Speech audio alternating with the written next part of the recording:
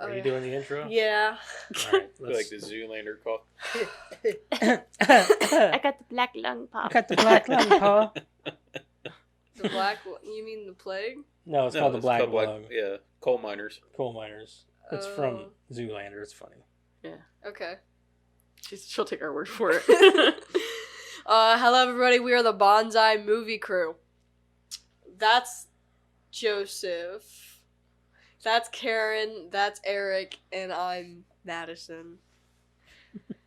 You know, Madison was the most popular name in like 2007, and that's why there's like 40 of us in our school. I didn't name you. Your mom did. Uh-huh. I didn't want to name you and Madison. Look at where it got us. Carson was pretty popular back when he was born too. I need my name to be less popular.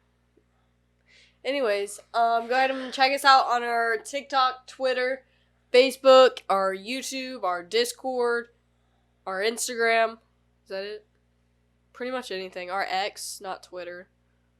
Keep doing that. Anything else? No? I think so.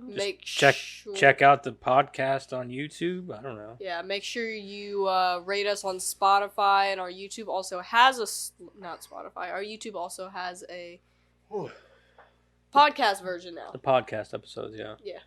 Yep. I was trying to find my words. So, yeah. Moving on. All right. Creator profile. Go for Creator it. profile. That was quick. It was because I didn't spend. We were whipping right through it. We're a minute 47 in. Whew. Well, we got a big movie to discuss. Yeah, the movie is pretty long, so. No. You don't say. Can anybody guess who the creator profile is? Sam Worthington. No. The guy that plays as the main person. What was his name? Sam Worthington. Yeah, it was. Oh. Joel David Moore. No. We already did Sigourney Weaver. Yep. I don't know.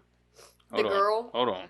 The Oh yeah, I girl. can't remember her name. Who? Michelle Rodriguez? No. No, not her. Natiri. Oh, is it Zoe Saldana? Yeah, Yeah. Zoe Saldana is her. I want to say Stephen Lang. No. Oh, yeah. No.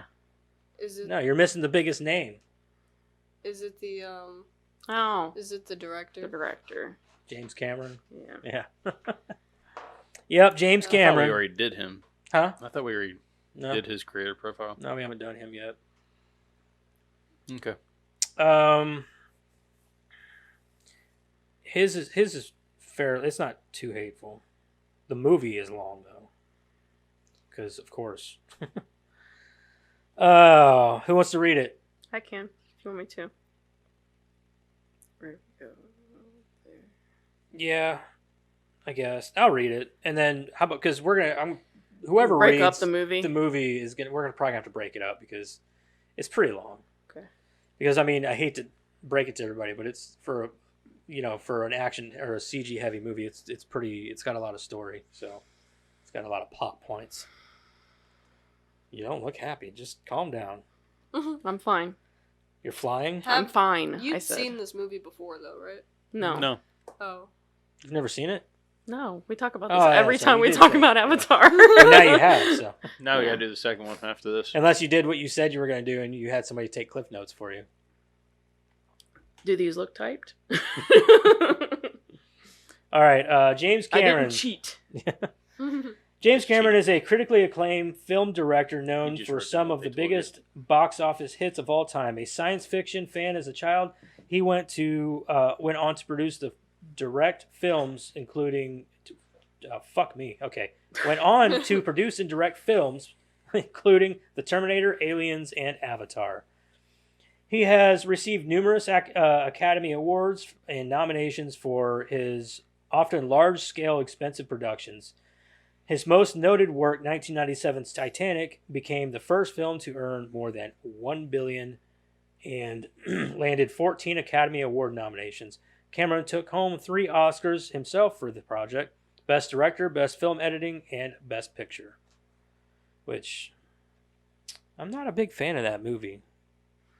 Groovy. The best part of that movie was whenever that dude fell off the back of the boat and hit that propeller and just started spinning. Did you ever see the He 5 became second the version? propeller. Yeah, I did. Where it was like, He's like- this boat can't sink. Yeah, and he's- then blah, blah, blah. Yeah, so this ship can't sink. The end. All right. Early career. James Cameron was born on Two people August that 16th, been on that 1954 board. in, oh my God, Kapusking? God, what is this word? Kapuskasing.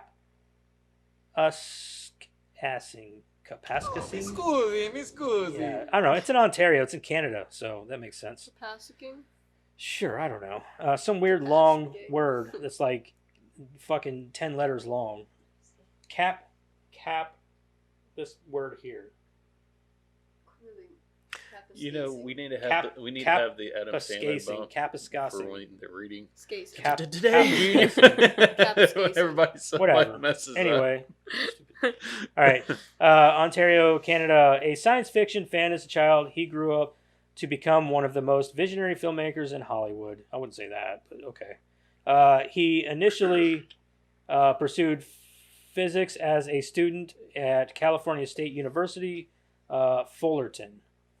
But he left to follow his cinematic dreams. Working as a truck driver, Cameron would pull off the road to work on screenplays. In 1978, Cameron made his first film and a science fiction short called Xenogenesis. The film helped him get a job with the New World Pictures, a company run by famed B-movie director Roger Corman.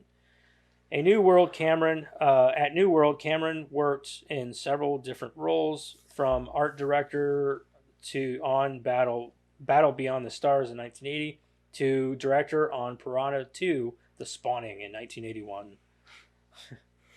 I didn't know he directed one of the Piranha movies. Neither did I. It's funny. Seems a little below. Yeah, oh, definitely. At this point, for sure. Could you imagine somebody said, "Hey, man, you want to come back and Your best movie Direct- was Piranha 2. you want to do Piranha 4D or something like that, or whatever?" He'd have that whole, like, was it a Ryan Gosling meme? Like, that'd be his reaction. Right? Oh, no. Moi? Grossed out. Major films. Cameron's fortunes took a major upturn in 1984 when he wrote and directed The Terminator in 1984. The movie tells a gripping science fiction tale of a robot from the future, played by Arnold Schwarzenegger, who travels to the present day to hunt down the leader of the resistance in a yet-to-occur battle between humans and machines. The film became a critical and commercial hit and helped Cameron land his next project, the sequel to Ridley Scott's Alien in 1979, which featured Sigourney Weaver as a female action hero in space. Aliens 1986 received several Academy Award nominations, including one for Weaver for Best Actress with The Abyss 1987. However, Cameron experienced many disappointments. The shoot for the film was grueling. Much of it was filmed in a huge underwater set, which took its toll on the cast and crew. After its release, critics and moviegoers were not impressed with the story of scuba divers who encounter aliens while recovering a U.S. Navy submarine. However, the film's visual effects were stunning and earned an Academy Award. Working with his third wife, Catherine Bigelow. I didn't know they were married. Mm-hmm. Isn't she like the head of Fox or something like that? Or Well, I think she's associated with Fox. I don't know. I think she's the head of Fox. She might or be like, now. Because I know that she was the one who like spearheaded a lot of like the Spider-Man movies and things like that. I'm pretty sure that was her, Catherine Bigelow. Mm-hmm. I think. She's a big name for sure. Yeah, I know her name for sure. Cameron helped produce her 1991 action flick Point Break in 1991. The couple's 2-year relationship ended around the same time, but Cameron returned to form that year with another box office hit, Terminator 2: Judgment Day. The film earned more than $200 million and broke new ground with its impressive visual effects. Several years later, he would marry one of the film's stars, Linda Hamilton. Titanic. Mixing marital issues with espionage, Cameron wrote and directed True Lies, 1994, starring Jamie Lee Curtis and Arnold Schwarzenegger. The film made it to #1 at the box office, grossed more than 378 million worldwide, and received an Oscar nod for its visual effects. Cameron then began a massive undertaking with his story Titanic, a movie about star-crossed lovers, played by Leonardo DiCaprio and Kate Winslet, trapped aboard the doomed Titanic ocean liner to recreate one of the greatest disasters at sea in history. Cameron had a special studio built in Mexico, which featured a 17 million gallon water tank and a 75-foot replica of the Titanic. Could you imagine filling that fucking tank? Like, how long does that take to fill a fucking... It's been a month and a half. It's been Can a you month. Shut off? Yeah.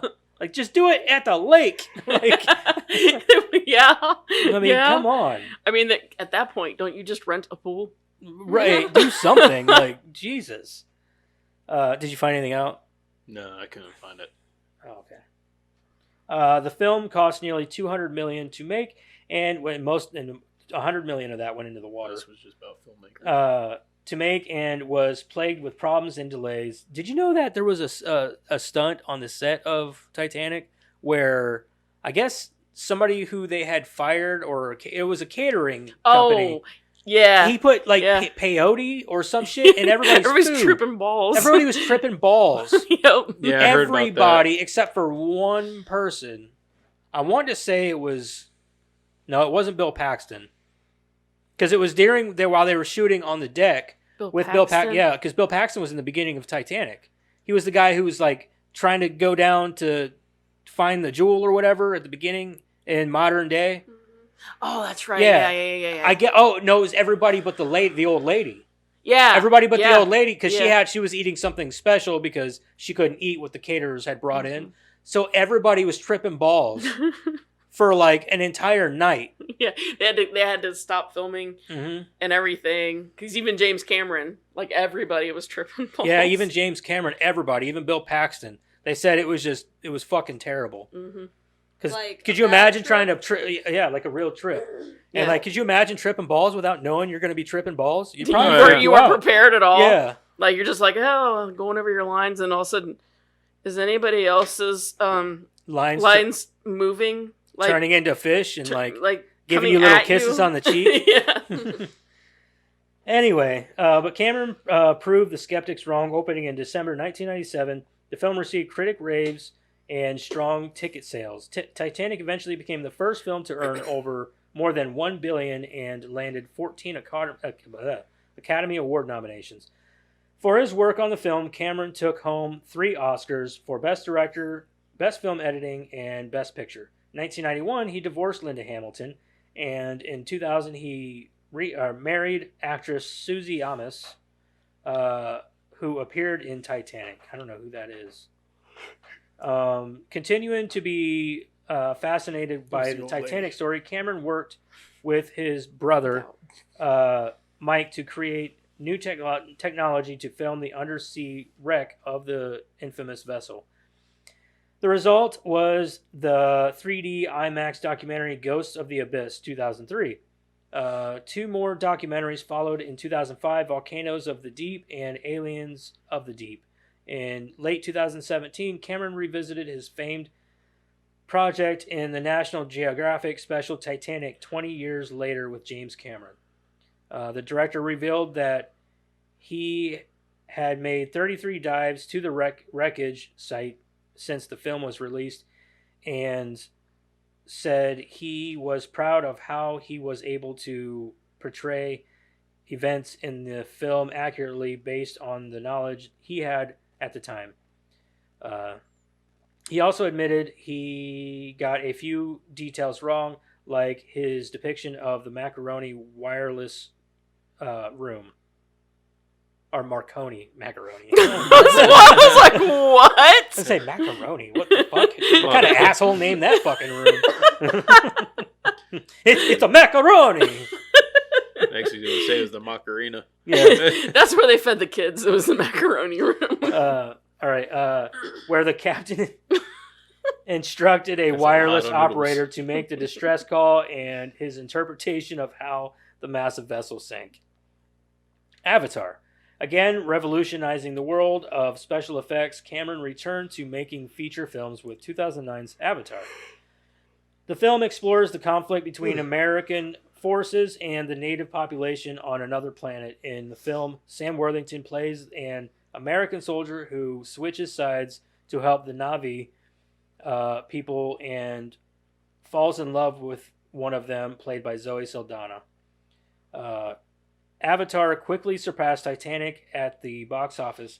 It also earned Cameron several accolades, including Golden Globe wins for Best Director and Best Motion Picture of a Drama.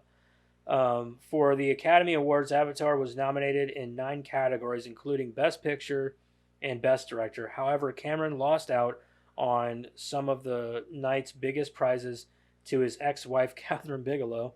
I had that in trivia too. Who won Best Director and Best Picture for The Hurt Locker. The success of Avatar has led Cameron to develop multiple sequels to the box office hit, with Avatar 2 slated for 2020 release, which we already know came out. Deep Sea Challenger. In 2013, Cameron traveled across the country with his Deep Sea Challenger submarine. He had developed the vessel to travel to the deepest spot on the planet, the Challenger Deep in the Mariana Trench. Cameron made several stops on his journey to talk with people about his amazing voyage into the Challenger Deep by telling the story to school kids in a hands-on way. That doesn't sound good at all. That doesn't sound right at all. No. Let's just keep your hands to yourself, Mr. James Cameron. Fucking Joe Biden. He's out there smelling people. We can inspire the next generation of engineers, scientists, and explorers, he told Cape Cod Today website. All right. So that last part was pretty cool, actually. I got to give it to him for making a submarine, literally like helping to design a submarine that can go all the way down to the Mariana Trench. Anyway, that's James Cameron. Everybody, favorite James Cameron movie? Oh, mine's probably Terminator 2. Terminator 2. Probably Terminator. Terminator. Terminator 2. Terminator 2. I hate to sound like that guy, but Terminator 2. I haven't seen the second one yet. You need to watch so it. Terminator 2 and probably I'm True leaving. Lies. True Lies is amazing. Yeah, watch True Lies it. is really good. Yeah. I can't yet. I'm gonna watch it, and then knowing my luck, you guys will draw it next week, and I gotta watch it again. I don't want to do that. You'll want to watch it both times. You will. Whenever I was a kid, I used to watch watch Terminator so much, Terminator 2 so much, that my mom got tired of watching the fucking movie. She's like, Joseph, I don't want to watch this fucking movie anymore. Because I watched it like almost daily. You always want to see like that kid make something of themselves too. Yeah, You know, shit. after that movie, it's like, oh yeah, he's gonna be a good actor. He's going. Oh yeah, Edward Norton or Edward Furlong. Yeah, Sorry. Furlong. Yeah. Unfortunately, that didn't happen. Unfortunately, he decided I'm going to become a drug addict. And who's he with now? He's with is it Amanda Bynes? He's with somebody he? else. No. Sorry, not Amanda Bynes. Oh man, that's a bad combination. It was another person who was like known to be into drugs and stuff though too. She's another act. She's an actress. God damn Lindsay it, who was it? Lohan, No, it wasn't Lindsay. That would Lohan. be a match made in hell. Look it up for me real quick. I know he's was with somebody. Go I'm pretty ahead. sure they're still together. And I don't remember who the fuck it was. Let's see if we can find this out together. You're faster at typing, anyways. I know he was linked to some big name actress, and they were together, and they were both on drugs together. I can't remember who the hell it was. Because you look at her and be like, really? His wife ex-wife is Rachel Bella. I don't know if that's it. What does she look like? They divorced in 2014. No, I think it's more recent than that. Yeah, I'm not seeing anything recent. I think if I saw her face, I'd know. Yeah. Monica Keena? I don't know. Hold on. That's the most recent thing I'm seeing. That was 2023. I got nothing. No, Yeah, not her. I'm not saying anything. Maybe it was her? I don't know. I wanted to say she was like an actress, or it wasn't Fairuza Balk. No, definitely not her. Okay, okay, who was? We'll get there, people.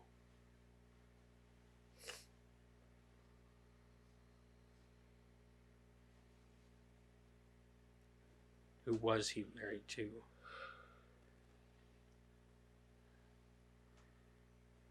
I don't know. I'm not seeing anything. Well, I mean, other Here, than his her. dating history. Relationship with Monica Keena, Jolene Blalock. I don't know what the Oh, no, not Paris Hilton. Really? Ew. Natasha Leon, maybe? She wasn't a druggie. Just played a lot of them. No, it wasn't Natasha Leon. Huh. I don't remember. I know it was somebody. Well, I ain't seen anything. I think Dad's on crack. Maybe it was the Anyone Rachel. who Maybe it was the should Rachel raise their Bella. hand. No, it was and Monica screenshot Keena. it. That's right. Yeah, Monica Keena. She was in Freddy vs. Jason. That's who I was thinking of. Oh. She was in Okay. Freddy vs. Jason, and she was on another show. She was on a show. The hell did she play as Freddy vs. Jason? She was the main girl. Yeah. Yeah, it was Monica Keena. That's right. They were both on drugs together and shit. That's why her movie career went downhill, because she couldn't stay off the drugs and shit. Yeah. But I guess she was also kind of a pain in the ass to work with on set too, so it's another thing. Anyway, let's move on. Let's get into what everybody's been watching. What the hell have you been watching? Try to speed run through this too, because we got a lot of movie to cover. Madison, what you been watching, man? Brooklyn Nine-Nine, The Thundermans, The Walking Dead, and I watched Descendants too, because you guys sent me that ad and I watched it again, and then I realized how much I really liked the first one. Thought about watching the second one, but then I got bored. I also watched Sounds about right. I also watched Damsel. I had a lot of I was laying on Mom's couch all weekend, so I had a lot of time. I got through 28 episodes of Brooklyn Nine-Nine in 2 days. Jesus Christ. And watched all those movies. I mean, Brooklyn Nine-Nine's good, but it's not 29 episodes in a row good. I watched 5 episodes at a time. I'd watch 5, and then I'd take a break, like by taking a nap or something, or watching another movie, and then I'd come back and watch another 5 episodes, and that's how I got there. Well, she had a pretty lax weekend. She took a break, you know. I think I watched an episode of Resident Alien. I can't remember. I don't know if I did or not. Better not have. I don't think we have. We have been watching Avatar, The Last Airbender. We have one more episode of that. It's all right so far. It's not too bad. The live action. Yeah. Yeah, I've finished watching it for me. It's not too bad. The kids really like it. Especially Jackson. He really enjoys it. Also, I haven't watched any more of the Halo series. I'm kind of thinking I'm going to wait until all of it comes out and then That's just what I'm going finish it all in one blow. Because I don't have much hope for the rest of the season. So after that 4th episode and then it got into the 5th episode, I was like, oh, wow, you suck dick again. So I'm just going to get that all out of the way. And then watch something else this week. And now I can't remember what the hell it was. Another show. What's that sound? The whistling noise? It's the heater. You alright? It's you coughing. It went down the wrong pipe. She's dying, everybody. I was trying not to. Everybody say bye. This is our last episode. I don't remember. There was another show that I watched that I can't remember. I'm thinking it was a animated series or something. I don't know. Anyway, apparently it wasn't that fucking important. So I got into that hentai. Huh? Yeah. Yeah, I watched that with the kids. Yeah. Whoa. We That's did a watch little an graphic. episode. We Might did as well watch start an 'em early. episode of The Fresh Prince of Bel-Air today, the first episode, to see what the kids thought, which, of course, Madison likes it. I already knew the first part of the Yeah. theme song. But, like, the boys were just kind of like, you know what I mean? Like, this show's awesome. So cheesy and lame. Yeah, like, but you gotta, dude, Uncle Phil is, like, one of the coolest TV dads ever. So, right next to, Carl. Yeah. Yeah. So- I was about to say Carl. Everybody wanted Carl as their TV I definitely dad. wanted Carl for a TV dad. He's Yeah. the coolest fucking guy. Yeah. Like, I don't care what anybody says. Mhm. I don't know, man. I wanted Red. I kind of had Red as a And dad. We already had Red as a dad. Improvement. Foreman? Red Foreman? Yeah. Yeah, he's cool, but he's still like, he doesn't conversate. He just calls you a dumbass. You know what I mean? He won't talk to you. He just calls you a dumbass. But These somehow or kids another, nowadays but need somehow it. or another, you learned lessons from him just calling you Yeah. a dumbass. It was all in the tone. Yeah, it's all in the tone. Dumbass. Such endearment. The dumbass. Yeah. Yeah, exactly. Sometimes there was. Dumbass. Sometimes like, oh, dumbass. Uh, I think my it favorite. reminds me of whenever Rick and Morty's like, oh, bitch. Yeah. Oh, Oh, bitch. bitch. One of my favorite lines in that 70s show is Kitty comes out, she's wearing something, and she's like, do you like my outfit? And he's like, oh, is that what we're going to do today? We're going to fight. I remember that He one. doesn't even Is that what we're gonna do today? We're gonna he doesn't fight? even say yes or no. He just, oh, is that what we're going to do today? We're going to fight. And then I watched Damsel. So I like that movie. I don't care what you guys I was gonna say, what do you think? Because I've been kind of iffy on watching it. it's worth watching. It's definitely worth watching. It's a good romp, I guess you could say. Like the set designs, the costume design, all that stuff looked cool as fuck. Like it was awesome. Oh wait for My problem with my only issue with the movie is whenever she actually gets into like a lot of the cave areas, it's fucking CG hell. It's all CG backgrounds, and you can tell when something's CG because it's like the background looks obviously CG, and they kind of give it that little bit of a blur. You know what I mean? In the You background, can especially tell if it's and dark. you can tell. No, it's not dark. Oh, no. It's just like like slightly blurry. That's how you know it's a fucking CG background. And it drives me nuts, and I can't stand it because I'm watching Avatar, and sometimes whenever they get into some of those bigger, what's supposed to be like temples and stuff, Yeah. you can tell that the background is CG. It's in front of a green screen, Yeah. and that drives me nuts. I can't stand it. Now on a show like Avatar, where their budget isn't that big, you know, like they got to spread it out across so many episodes, that's fine. But for a movie, I'm thinking like, I don't like this, you know. But like the dragon looked cool. The dragon can talk, which I thought was neat. They've only done that in a few movies, and the person who they got to play her voice was a perfect fucking voice for this dragon. Like it just fit so well. It was so cool. I'm not a huge Millie Bobby Brown fan, but I'm becoming more of a fan because I'm starting to notice more of that she's not.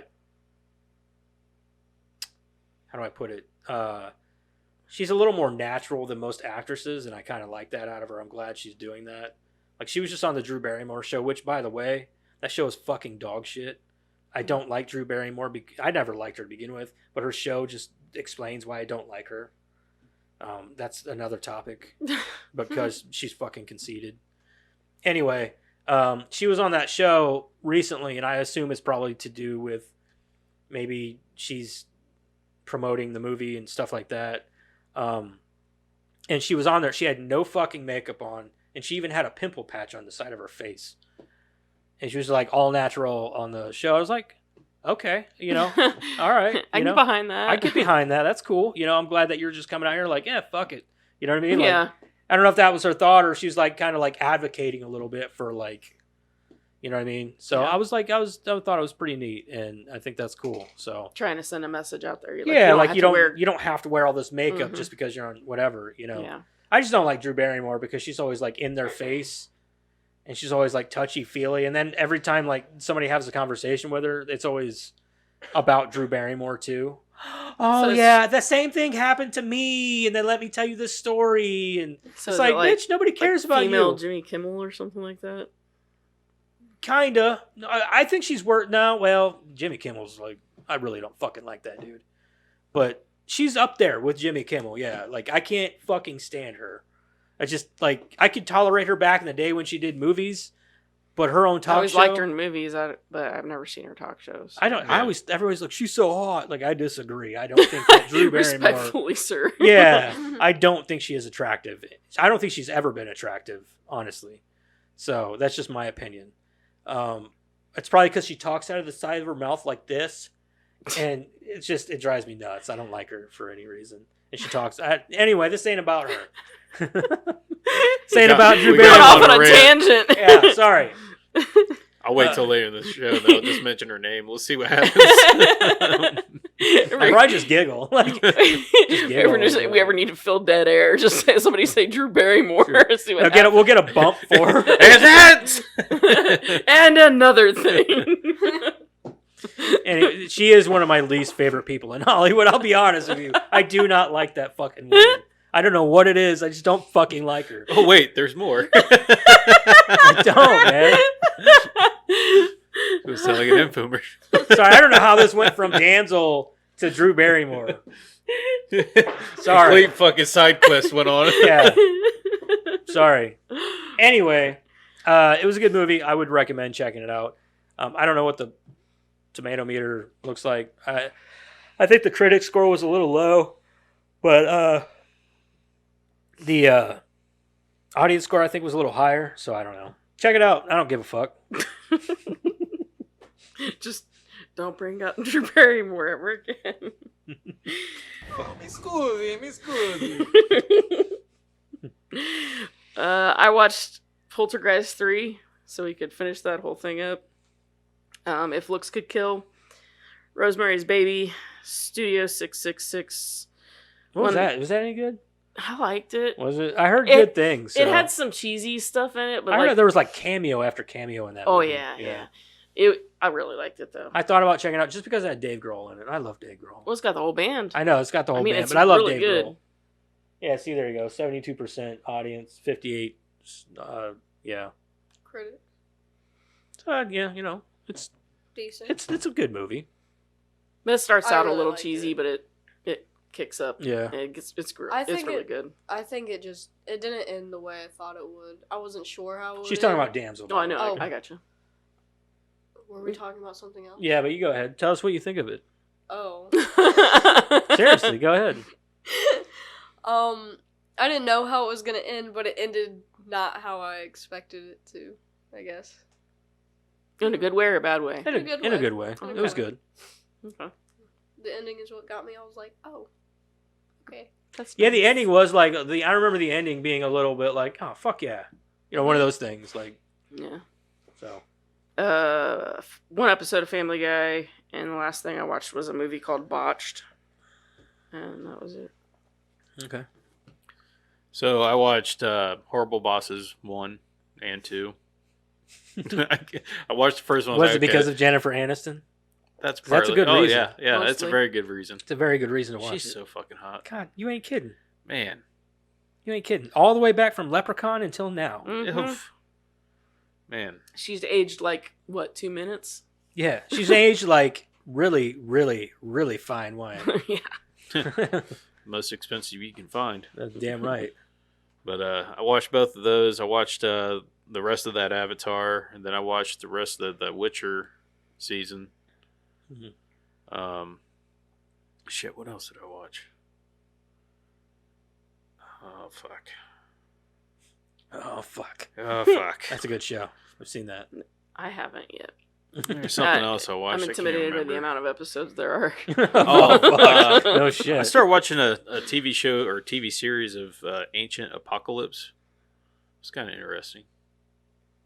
Is that one of those like Where they doomsday? they talk about like ancient See, that's why you got anxiety. civilizations and how they came to cease. How they died off, yeah. yeah, that's kind of interesting. Yeah, that's kind of interesting. That does sound kind of cool, actually. Some of it kind of sounds like. But we're today. dudes. We like history. And See, shit. that's why you got anxiety. You Well, watch shit like I that, did- and you I go, "Oh didn't- my god, oh my no. god!" Yeah, end of he's gonna days, say- he's end gonna of say- days. He's gonna- you know that It was building like in his, how they were talking about how like other civilizations would like, Yeah, Yeah, you know that building in his backyard? He's going to dig a giant hole and bury that bitch 12 feet in the ground. Like, I got a bunker now. It's going to happen, I swear. It's not gonna be like a. It's just gonna be where I hide out at. Kendra, hide down here.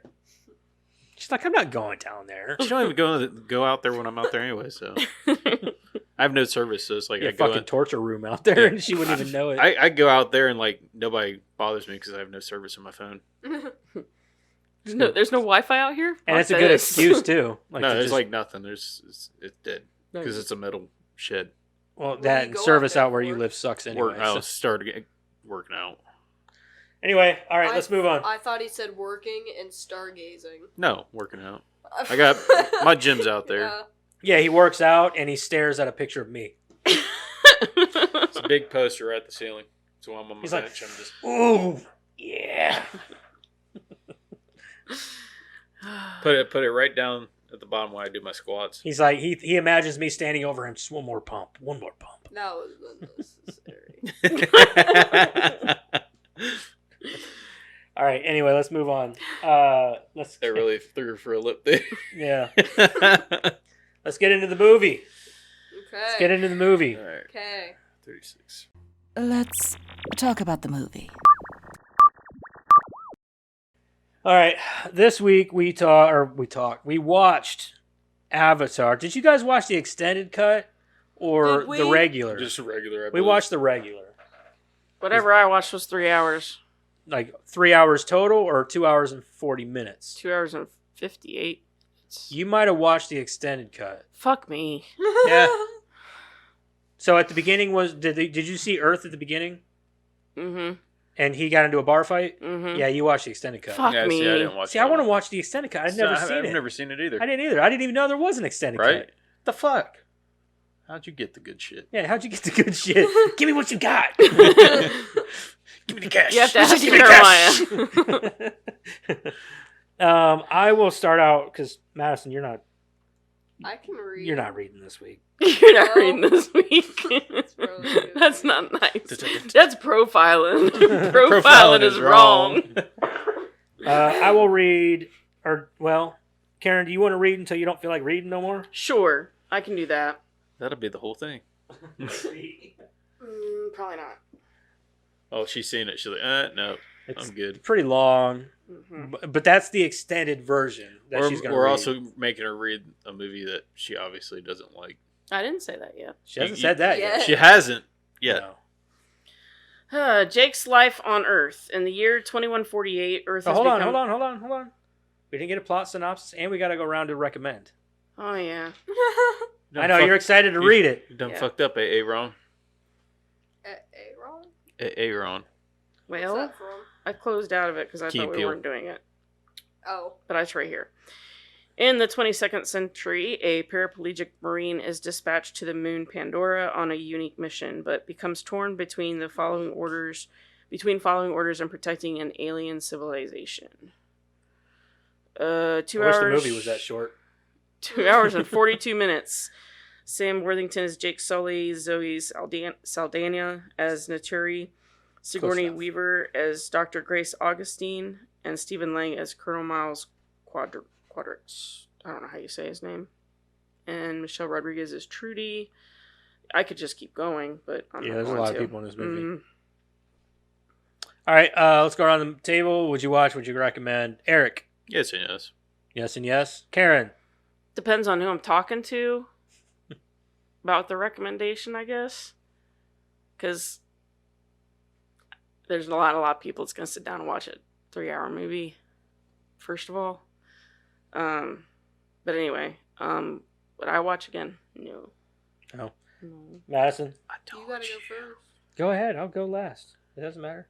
All right, fine. Yes, I would watch, and yes, I would recommend. No, I'm never watching this again because it's so long. I can't.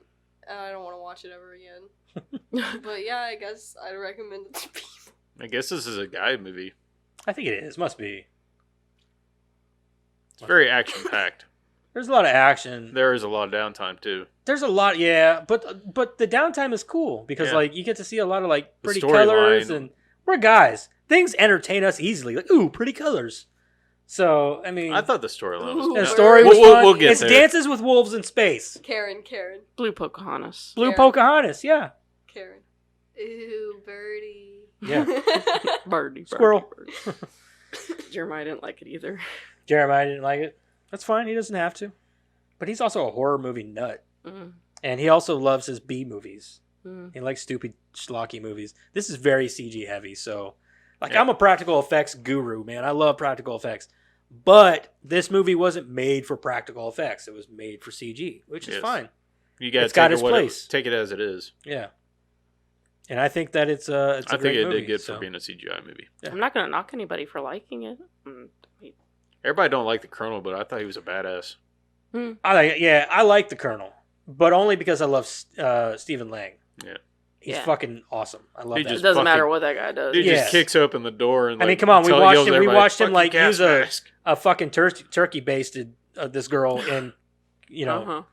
So like that was pretty gnarly and Uh-huh. yeah, not in a good way either. Mm-mm. like so. No. But anyway, let's You get are into the scarred movie. in so many ways. It sounds like a very two-way street of a recommend, I guess. Yeah, 50-50. I'm yeah. sure there's a lot of people out there that, I would recommend it to, just not everybody. You'd be like, this is your kind of movie. I think you'd like it. Yeah, Yeah. exactly. Like Um, me and Eric. Jake's life on Earth. In the year 2148, Earth has become overpopulated with over 20 billion humans, and its resources rapidly depleting with pollution, famine, poverty, and war. Jake Sully is a 22-year-old ex-Marine paralyzed from the waist down due to wounds sustained in combat. He is living in a literal one-room dilapidated apartment resembling a prison cell. Jake is forced to live out his life in a wheelchair because veteran benefits are not enough to pay for spine surgery, especially in his highly inflated economy. See, we didn't see all this, just so everybody's aware. Yeah. Karen's the only one that saw this because Yeah. I didn't even know there was an extended cut until I looked up the whole plot. I was like, what Oh. is this shit? And then it was like showing me a couple of images. I want to know what what Earth looked like. Like, I'm kind of disappointed. It sort of reminded me of The Fifth Element, only not as bright. Okay. That's what it reminded me of. Like, his apartment kind of reminded me of Corbin's apartment, only dingy and dark. So run of the mill, kind of futuristic looking. Mm-hmm. Yeah. Okay. Yeah, you're not missing much. I kind of missed. I wanted to see the bar fight too. So. Yeah, that was kind of cool. He ran over somebody's foot. No. No, he saw. I have the high ground. he saw It's fucked up because he also lost his legs in that scene too. he saw some guy beating up on a girl, and he went up after the guy sat in a bar stool. He went up behind him and pulled the bar stool out from under him, and when he got to the ground, he beat the hell out of him. Oh yeah, that's called using your height to your advantage. Or lack of. Or Anyway. lack. That's what I mean. I'm just imagining him just like pulls it down and just like jumps. Jumps on top and like, bah, bah, bah. That's How you essentially gonna run what away? he did. He jumped off of his wheelchair, and that's essentially what he did. He just started pummeling him. I will say they did a really because I know that his legs don't really look like that in real life. Yeah. So that's- it's awesome how they did because I could not see That any. one scene where it was just like you just No, see every nothing. scene where like he's getting in and out of the pods and stuff, and like you can see his legs. I'm like, they did such a good job with, because you can't see his real legs anywhere. No. Like, yeah, I agree. Where were his real legs? When well, he was they in the probably had wheelchair, they were tucked in behind, or like under the wheelchair. So either you that couldn't or they see it. could have been It's CG. just CG'd out. No, they weren't. They were tucked. Really, those were- that explains why it was so easy for him to like move them. And yeah, they That's were. awesome. Yeah, they were like. I made- saw no. They were casts of real paraplegic legs. That's awesome. Yeah. I like that. That's pretty cool.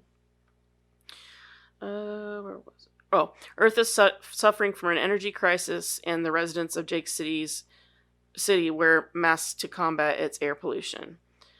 One night, Jake starts a bar fight with a man who strikes a woman. After breaking up the fight, the bouncers throw Jake out onto the street, with one even throwing his wheelchair at him, which I didn't understand. Why wouldn't you throw them both out? Yeah. He just throws out Jake. Fuck you, Yeah, cripple. fuck the paraplegic. Yeah. That guy over there with the legs, he's cool. Right. Jake is approached by two Resources Development Administration Jake's agents more of the threat. Yeah, the guy who can't walk is more of a threat.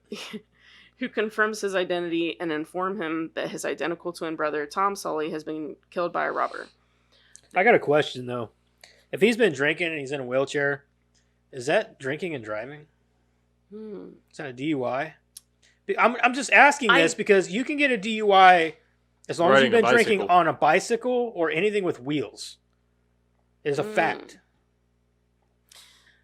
But if it's your only means of transportation, like the wheelchair by definition could be considered part of your body since you don't have working legs. He's so drunk he just starts spinning What in a if you circle. were on roller skates?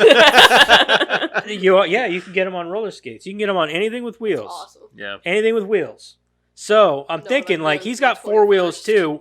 I mean, if he's out in public, it's public intox anyway, Yeah. regardless. But he might not want to be out in public, but I was just wondering. I don't know. Whatever. they threw him out in public. Right. Yeah. that's Arrest true. them. Yeah. Are you done? The agents take Jake to a crematorium where he is shown Tom's Oh, body. no, about that monkey. Did you see that monkey? What monkey? The one on the Siamese elephants. On the what? Never seen that skit? Carol, Did you eat the peyote laced food? the Oh. Carol Baskin show, where he's talking about the Siamese elephants. Are you talking about Tiger King? No, Carol Baskin was from Tiger King. Yeah, she was from Tiger King. or no, not Carol Baskin. That bitch Carol Baskin. Oh, That no, bitch damn Carol it! No, Baskin. Okay, I'll come back to you. yeah, I'll find it. Okay. Don't worry.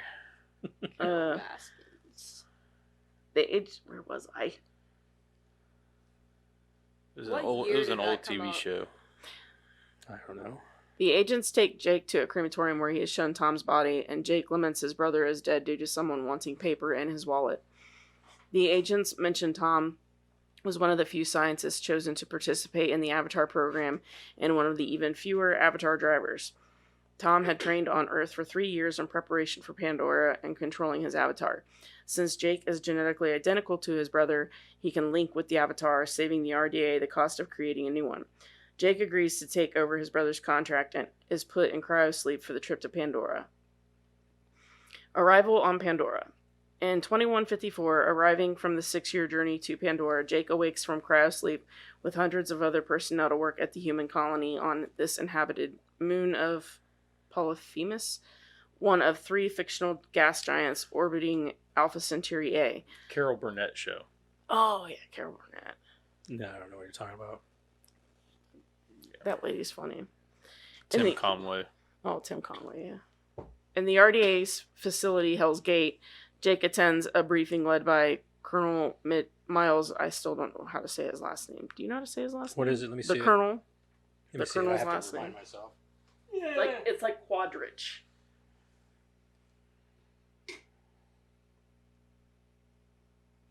Quaritch. Quaritch. Quaritch. Quaritch. Yeah, it's Quaritch. Quaritch? Yeah. Okay. A hardened and seasoned military veteran who is in charge of security on the colony. Quaritch Is that you? Yeah, it was just me. I was just sending you guys the link to that skit. Oh, okay. welcomes the new personnel and military soldiers and briefs them on Pandora. It is mostly covered with lush rainforest and wildlife and is home to the Na'vi, a race of tall, blue-skinned humanoids. Parker Selfridge reminds Grace how the RDA only really cares about unobtainium for its profit value. I love that the metal is called unobtainium. I thought that was dumb. You did? I thought it was cool because it's like it's unobtainable. That's why I thought it was dumb. Really? Like, you're not reaching very far, are you? Like, you couldn't come up with anything. But they came up with the colonel's name is Quaritch, like the weirdest fucking. That's last what I'm name. saying. Like, did we use up all of our imagination on everything else? And by the time it came to the reason that What do we they're call there, this metal? yeah, the very reason they're there, they're like, I'm out of fucks to give. Just unobtainium. It's unattainable, so go something there. Like, when he said the name, I literally was like, did he just say unobtainium? Like, as in unobtainable? Mm-hmm. Well, obviously they're not getting any of that metal. Right. Plot point. I could have just said, never gonna get it, metal. Jake is introduced to Norm Norm Spellman, a biologist who arrived on the same rotation of personnel as he did. He also meets Dr. Max Patel, who connects the avatars, and Dr. Grace Augustine, a botanist, as well as the leader of the Avatar program. Using the avatars, Grace and her team have made some considerable progress in learning about the natives' language and culture. Grace is displeased with RDA Administrator Parker Selfridge's decision to use Jake to replace his brother's avatar position.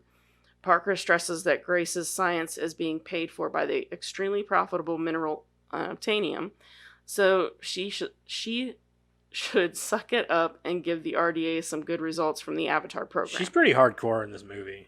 I agree. Like she's like, I wouldn't say she's a cold hard bitch, but she's like a cold hard bitch with a heart. You know what I mean? Everything she does is with purpose. Yeah, exactly. Yeah.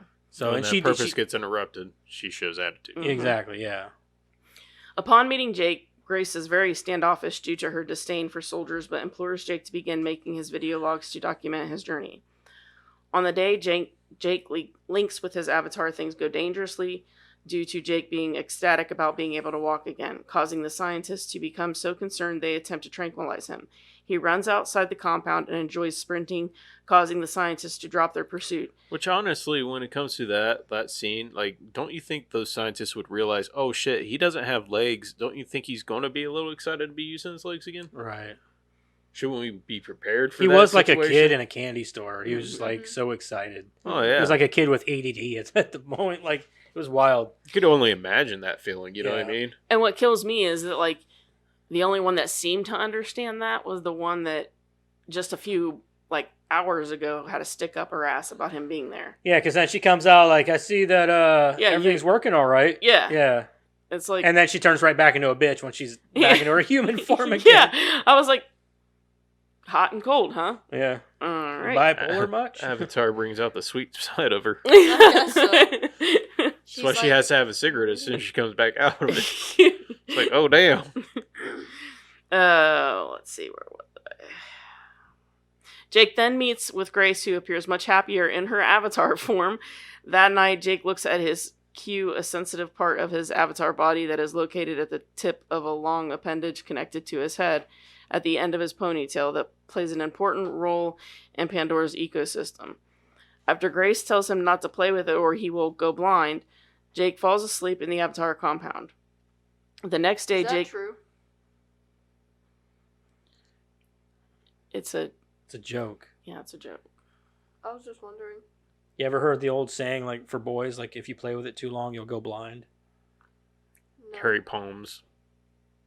I've read an urban legend, though, that if you pierce your ear the wrong way, this little white string will fall out, and if you pull it, it'll make you go blind. That's bullshit.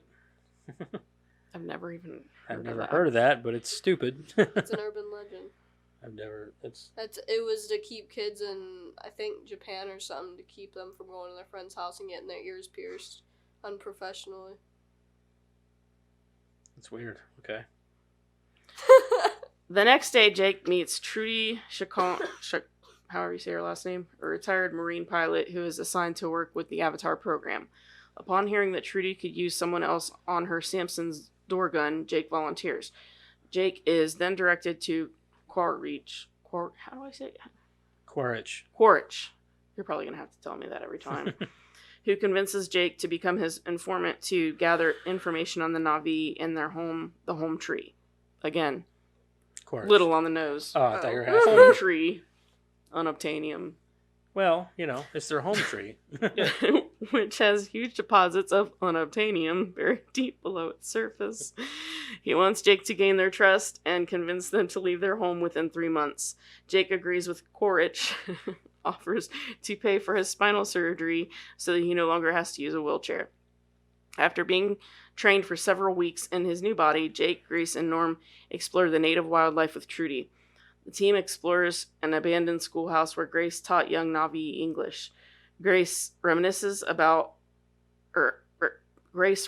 how intelligent the children were and feels sad upon seeing the unused books scattered on the floor, such as the Lorax. Again, that was on the nose too. I'm like, wow, okay, so the Lorax, that's not placed there for obvious reasons. Norm asks Grace why the Na'vi don't return, and she replies that they learned as much about humanity as they needed to. Jake notices bullet holes and asks Grace what happened at the school, but she dodges the question. While Grace and Norm... See, that's another scene that wasn't in the... Yeah, I know. I was Regular sitting version. here trying to figure out No. what scene this was, because I don't remember the scene of Yeah, them being the at bullet the school. holes and all that stuff that wasn't in the regular theatrical version. Oh. While Grace and Norm study the wildlife, Jake Karen, encounters a you group of hammerhead titan. There's a rhinoceros-like animal species.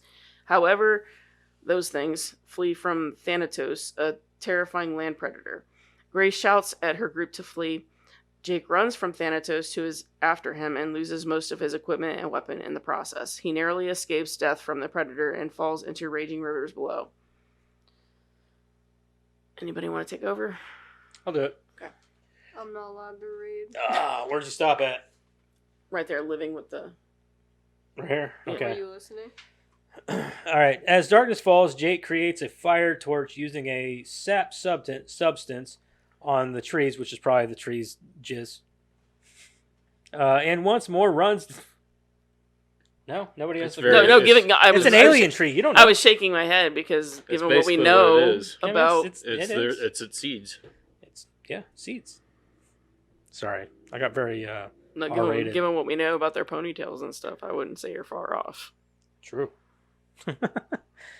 Anyway, and once more runs and fights a large group Dream of of- small-sized skis, viper skis. wolves. Mhm. A Na'vi named Natari rescues him and kills several of the viper wolves before they all flee.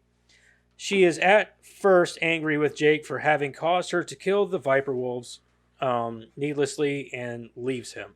Jake goes after Natari, who tells him not to follow as she knows he is an Avatar hybrid. A dream walker from the sky people, the humans. Jake is caught by her fellow Na'vi by Natari, but Natari diffuses the situation by telling her people that she witnessed him being chosen by the seeds of Ewa, a spiritual and also physical, biological entity that the Na'vi revere, which indicates him as a pure spirit. Meeting Atukin and Moat, the leaders of the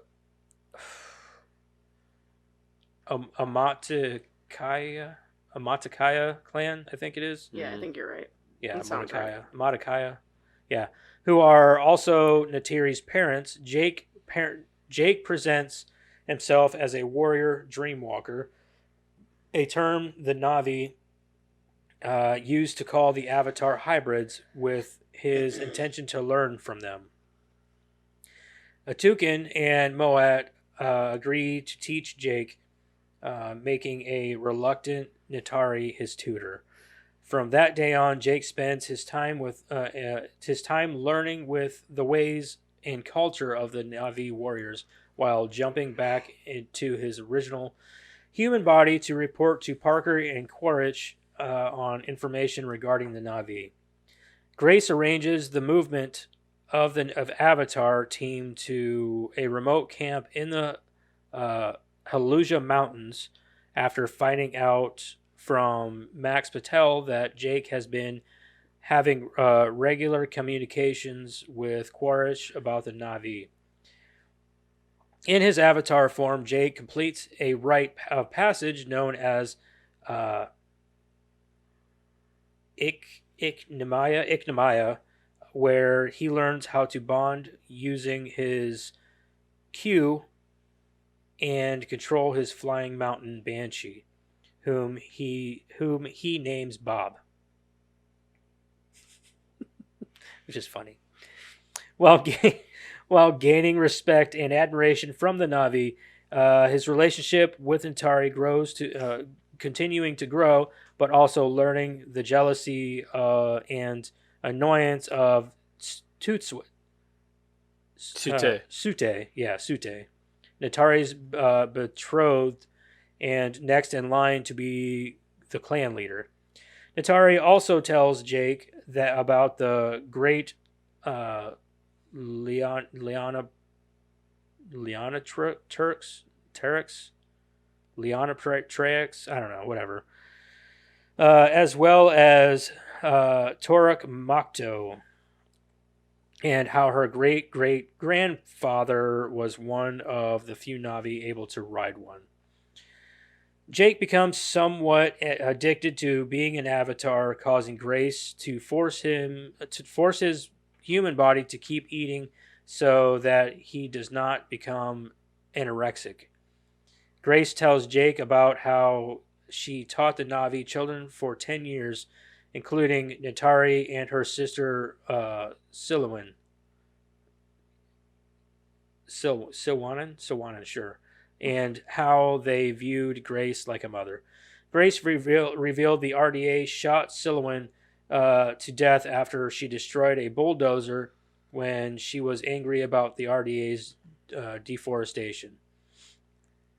Because Grace was exiled from interacting with the clan due to the incident, Jake can persuade Moat and Tukan, to let Grace back in, causing her great happiness when she returns to the home tree to reunite with her students.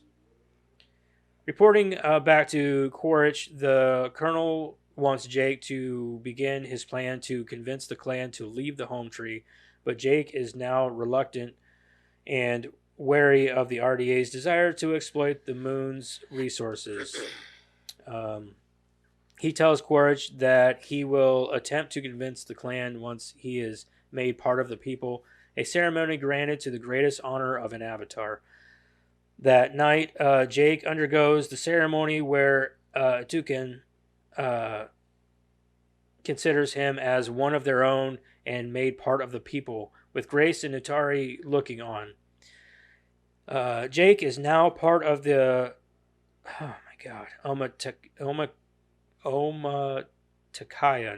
Omatakaya clan, and with this, he can choose his mate. He and Natari choose each other and spend the night mating at the Tree of Voices, and they are now mated for life. They spend the night mating like they're fucking animals. They're humanoid peoples. Like how they connect, just like how they connect to the animals. Yeah, it's so weird. I'm like, so hold on a minute now. Like, well, they make everything in this movie I get it. to where you're supposed to be intimate with nature. Like, nature is everything. You know what I mean? And it's kind of cool for a hippie. You know what I mean? Yeah. Like, I bet hippies love this movie. Mm-hmm. I'm sure they Like, do. yeah, man, I'm one with nature. I want to go fuck a tree. Yeah. What is that one movie where the girl keeps going out to the tree and making out with it, and at the end she finds it has her? Will Ferrell and Sarah. She played Saturday Night Live. I can't think of her name though. Oh, Superstar. Yeah, Superstar. Yeah, I've only seen that movie like once. I saw it once too, and Yeah, I I've only cannot seen it remember once, too. I what just remember the what the SNL plot skits. of it was for the life of me. But it's the I just only remember one I that- can The remember. SNL that's- skits were Yeah. pretty funny. That's what I remember the most. When Jake and Atari awake, they encounter several bulldozers sent by the RDA, destroying the nearby forest. In his attempt to stop them, Jake destroys one of the machine's camera arrays. Returning to the home tree, Sute confronts him for mating with Atari. Before anything else can happen, Jake and Grace are suddenly sent back to the human bodies when soldiers by Quaritch arrive and open their link units to take them back by force. Quaritch and Parker have seen footage of Jake destroying the bulldozer's cameras and have checked his entry logs indicating that the Na'vi refused to leave their home. Grace tells Parker that the trees and plant life make up a huge network that connects the spiritual consciousness of all life, including the Na'vi, and must not be destroyed. Parker merely reacts with disbelief and thinks Grace has gone insane. You're on a fucking alien planet. I think you should listen to the scientists. Mhm. You know what I mean? That's just how I feel about it. Mhm. Like, they're just trees. Like, yeah, but this is an alien planet. Far more evolved than anything we've ever seen. You know what I mean? Right. At least, you know, Well, look around you. Look at those mountains. They're fucking floating. they're floating. You don't believe that? Like, come on. There's something going on here. Yeah, there's obviously something. I wouldn't even say supernatural so much as like beyond our understanding. beyond our understanding. Which anything supernatural would be beyond our understanding is all it is. Yeah, exactly. And the scientists have a belief and a theory on it, so maybe you should listen. Maybe you should listen to them. Yeah. And besides, how could you be so well funded but not listen to the very people who are there or who are making you all this money and saying, "Hey, we're the ones who have studied this for all these years and studied this planet and these people and everything in it." How are you not going to listen to those people? Money. Why did they want to do that again? They wanted to tear it down because they wanted the unobtainium that was under the tree, Right. all the metal. So Because they said that this little rock is money or whatever. Yeah, a bunch of words. that night, Sute and other Na'vi set fire to the RDA bulldozers in the morning. In the morning, the RDA discovers the wreckage and sees that 6 of their men were killed by the Na'vi. Quaritch, I don't remember seeing that part in the movie. I don't remember that either. I remember seeing the bulldozer torched, but Yeah, see, that was them. See, we didn't see that. I didn't see that part in that must only be in the extended cut because I didn't see that. Quaritch insists he will try a humane approach towards the evacuation of Home Tree using tear gas, which Parker approves. Grace is upset and she tells Jake how the RDA never cared about the Avatar program and that they bulldozed a sacred site on purpose to initiate a war to justify further brute force. Trudy tells Grace about the impending Home Tree evacuation, causing Grace to confront Parker about them using violent methods to potentially kill the Na'vi. Jake convinces Parker to give him and Grace a final chance to persuade the Na'vi. Oh boy, there's still a lot to go. Well, not that much, I guess. I say it seems like you're way more than halfway here. Yeah. All right. Destruction of Home Tree. Jake and Grace return to their avatar forms, but the Na'vi refuse to listen after Jake reveals he was sent by his superiors to convince them to move. They are bound and labeled as traitors by the Na'vi, who intend to defend themselves. A large strike force led by Quaritch attempts to use tear gas first, but this causes the Na'vi to shoot back using arrows. In response, Quaritch authorizes incendiary rounds, which topple Home Tree to the ground, killing large numbers of the clan underneath. Moat releases Jake and Grace from their bonds and pleads with them to save her clan. Atukan is killed in the destruction by a sharp piece of wood, leaving Natari devastated. She tearfully rejects Jake when he tries to comfort her. Back at the RDA, Parker tells his crew to deactivate the avatars by Quaritch's force, which starts causing a fight in the lab. In the chaos, Jake and Grace are sent back to their original bodies to be placed under arrest for treason along with Norm, who tried to stop the military from disabling the avatar forms. Max and Trudy, who are sympathetic to the Na'vi and brave enough to rebel against the RDA, rescue the Avatar team from the prison and fly them to safety. However, Grace is shot by Quaritch. Then he attempts to stop them from leaving the colony. The team has the camp container holding the Avatar transfer pods sent near the Tree of Souls, where the remaining Amatakaya clan has fled to safety. Jake attempts to redeem himself in the eyes of the Na'vi and successfully tames controls a great Leon, that big fucking bird thing, making him the 6th Toruk Maktu. Jake arrives at the clan on the creature, impressing Natari as it means he risked his life to aid the Na'vi.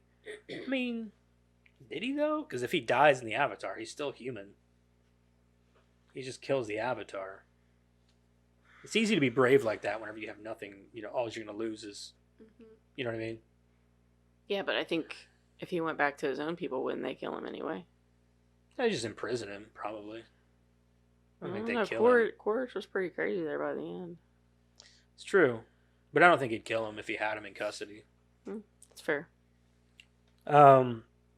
Jake makes a plea to Moet to save Grace from dying. This is done by trying to have her consciousness transfer... Oh, wait a minute. Hold on.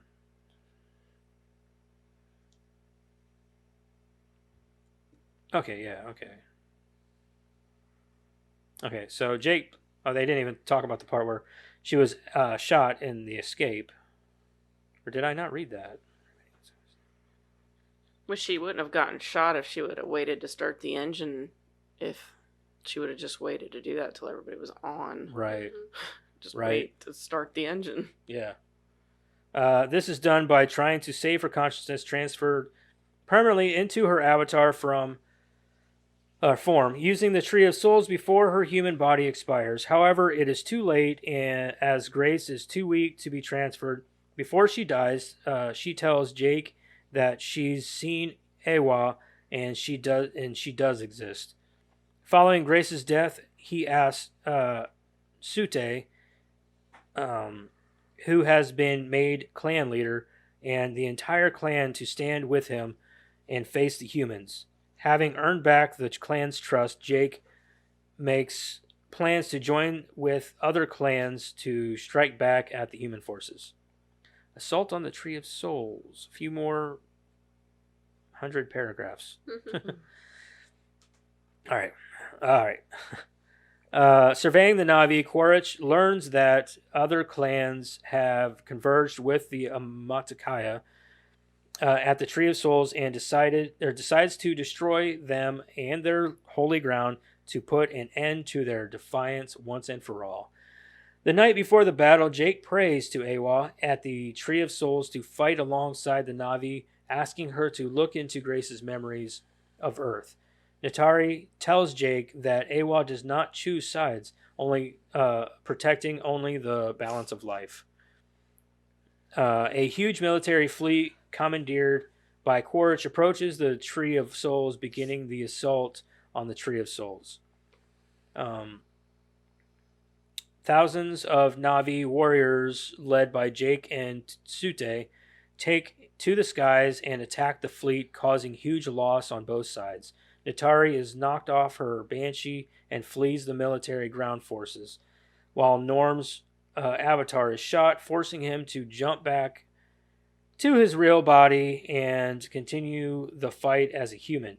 Sute makes a valiant attempt to take down the shuttle carrying the explosives, but is shot and falls to the forest below.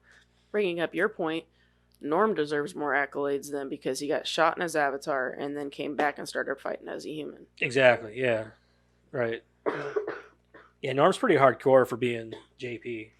I actually was going to bring up in my review to say, like, isn't it nice that JP finally got his robot surgery? Mm-hmm.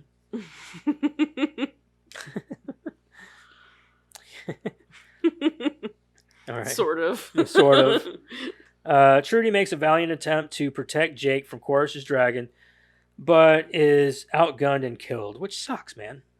Like, Trudy didn't have enough play, which is Michelle Rodriguez.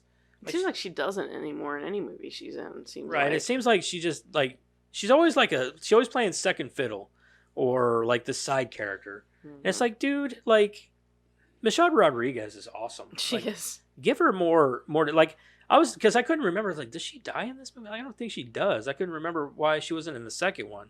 And then she died. I was like, fuck, she did die. Damn it. Like, because I really liked her character. I liked the badass. But Michelle Rodriguez plays an awesome, like, female badass. So, Trudy makes, okay. So, when all things seem bleak, the native wildlife of Pandora strikes back in force, seemingly responding to Jake's early plea to Ewa for help. The ground and aerial troops are scattered by the wildlife, while those carrying the explosives are destroyed before they reach the Tree of Souls. During the wildlife's attack on the ground, a Thanatos approaches Natari and offers her a ride to ride it. She accepts by bonding with it. Jake manages to bring down Quaritch's gunship, but the colonel enters an AMP suit and escapes the ship's destruction. Finding the camp containing the Avatar pods by chance, Quaritch attempts to destroy Jake's body, and Natari and her Thanator attack him. However, Quaritch kills the Thanatos with his AMP, and is about to kill Natari. Then Jake arrives to challenge him. Full of hatred at Jake, Quaritch refuses to give up the battle despite Jake's claim the RDA has already lost and calls Jake a race traitor. As they fight, Jake destroys the AMP's life support and canopy, but is caught in the mech's grip. Natari saves Jake by planting 2 arrows into Quaritch's chest, killing the colonel. Which pretty much Natari is the winner of this movie, Right. because she kills the fucking colonel by the end. Yeah. The camp shack and Jake's Avatar bed were damaged during Quaritch's attack and leaked deadly Pandoran air, leaving Jake's human body in danger from the poisonous air. Jake wakes up in his human body and tries to grab the nearby rebreather unit, but he accidentally falls onto the floor and begins to suffocate. Natari can find Jake. Can find Jake? Okay, but it appears she does find Jake, and it appears already suffocated to death. She helps him put on his exact.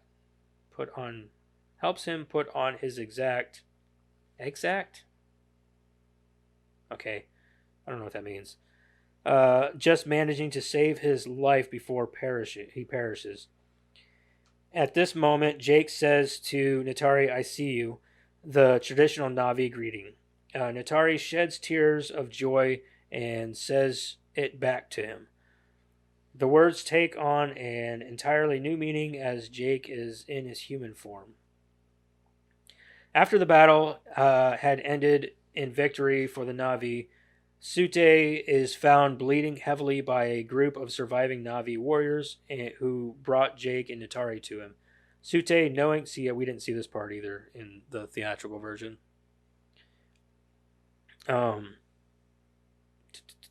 Sute, knowing that his death was imminent, passes on the leadership of the Amatakaya clan to Jake before making him draw his knife and demanding that he end his suffering. Jake refused, but Sute proudly reassured him that he would be remembered because Jake, as Torik Makto, would be his last shadow. Okay. Oh, yeah. He showed his respect for Jake by calling him a brother. Reluctantly, Jake granted Sute his last request and mercifully killed him.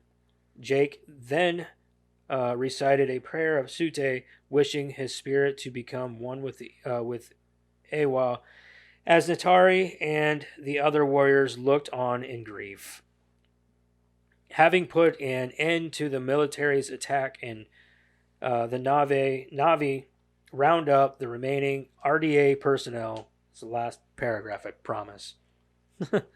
Which is approximately 90% of them, to be sent back to Earth. However, a select group will stay with them on Pandora, specifically the Na'vi sympathizers, which includes Jake, Norm, Max, the Avatar team, and many other RDA defectors.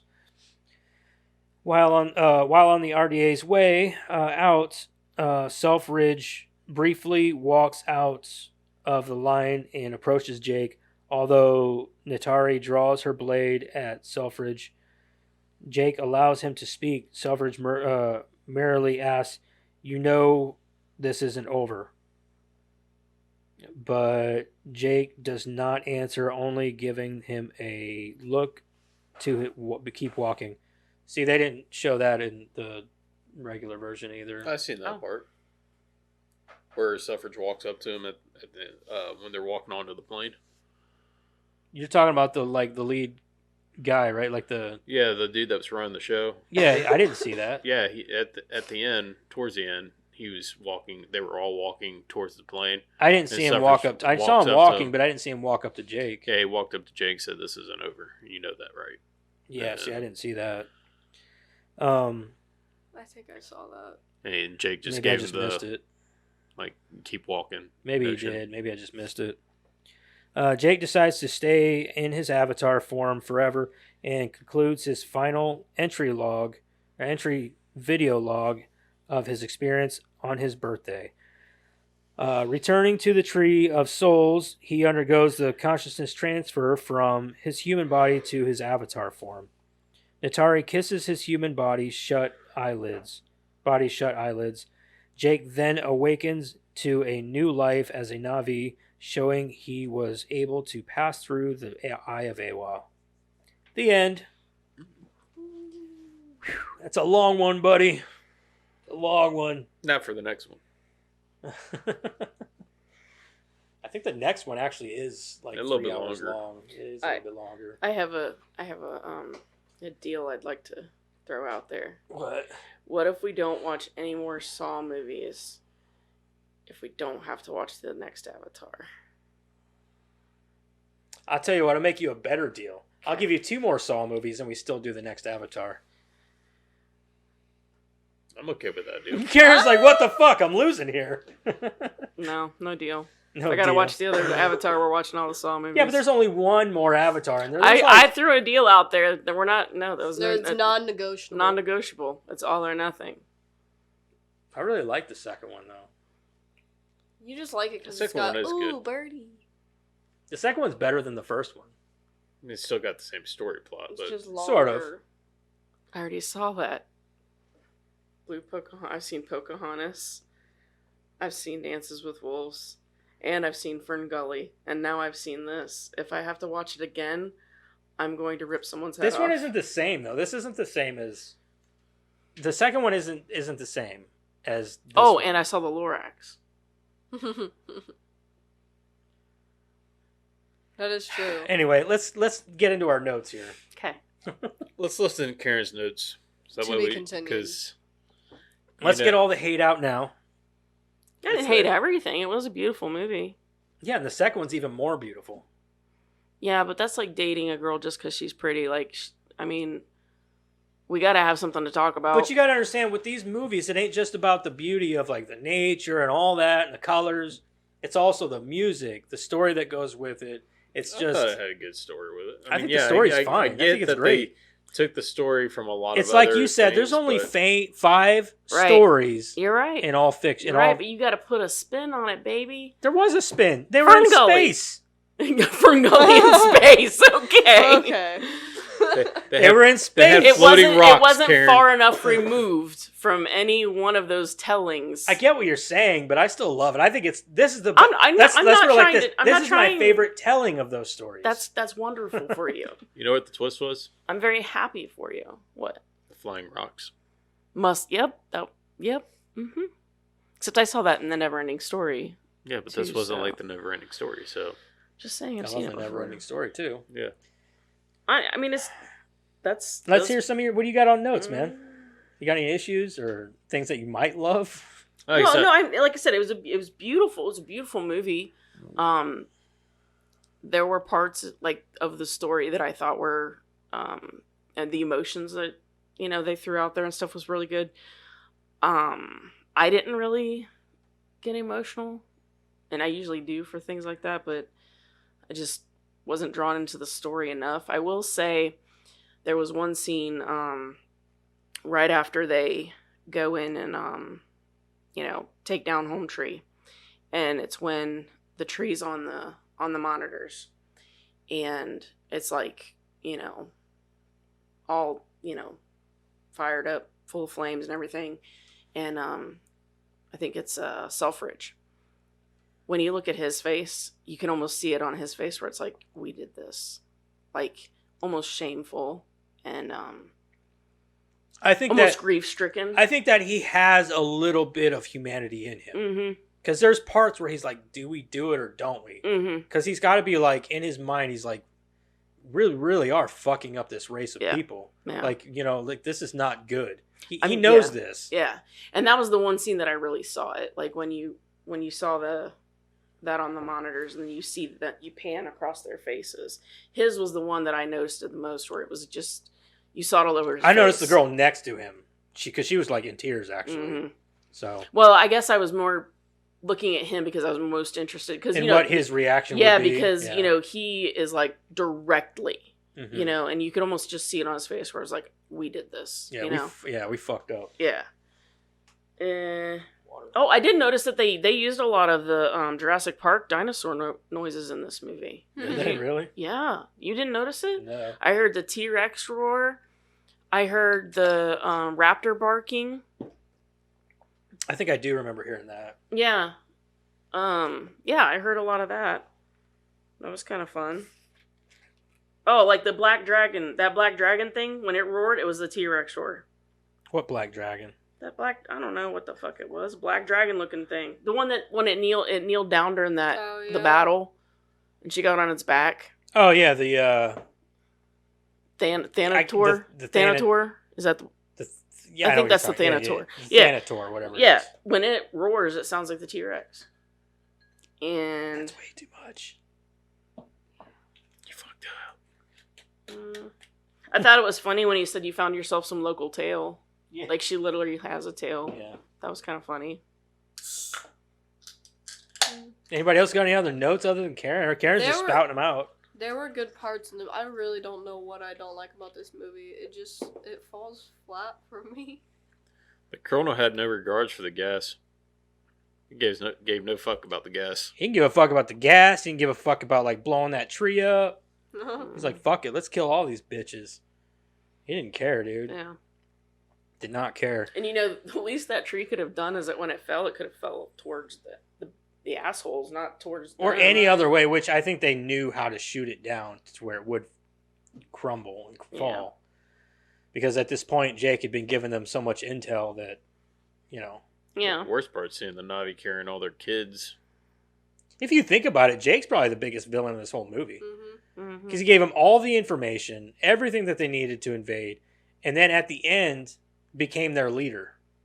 So he took up their leadership position after he pretty much helped destroy and crumble their society. Yeah, like I thought her forgiveness after the amount of fuck you she gave him before, they got pulled out of their bodies.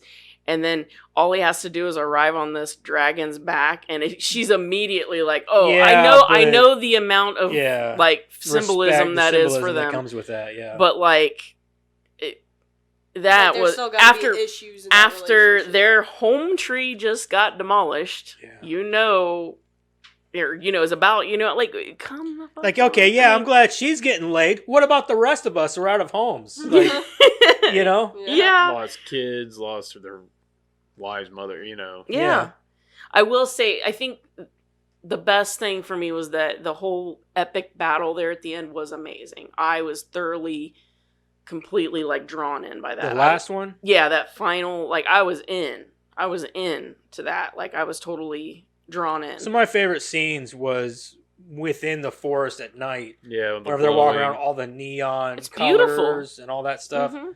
And all that stuff, like, it just looks so good. And if you think that looks good, I'm being 100% serious when I say the second one is that only twice as better. Like, it is just a gorgeous fucking movie. Like, it's so pretty that the whole time you're watching, you're like, I just want to be there. Yeah.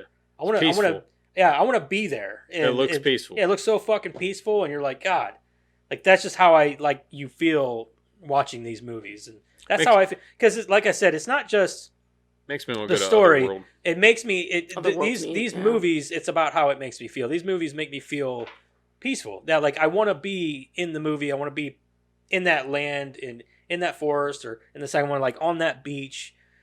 And not just that, but also the music that comes with it, and just the way that the movie makes you feel. It just kind of just washes over you like a nice cool blanket. You know what I mean? And it feels good, and it just that's why I like them so much. It's not because of the visuals or this. It's just the way it makes me feel, and that's how I feel about like the second one. I was just like in all the way, And I could, because I went into the second one wanting to hate it. Mm-hmm. That's how I walked into it, because I remember I was like, yeah, I really want to watch it, but I know I don't think I'm going to like it, you know? And same as this one, like I remember watching this, I haven't seen this one in years.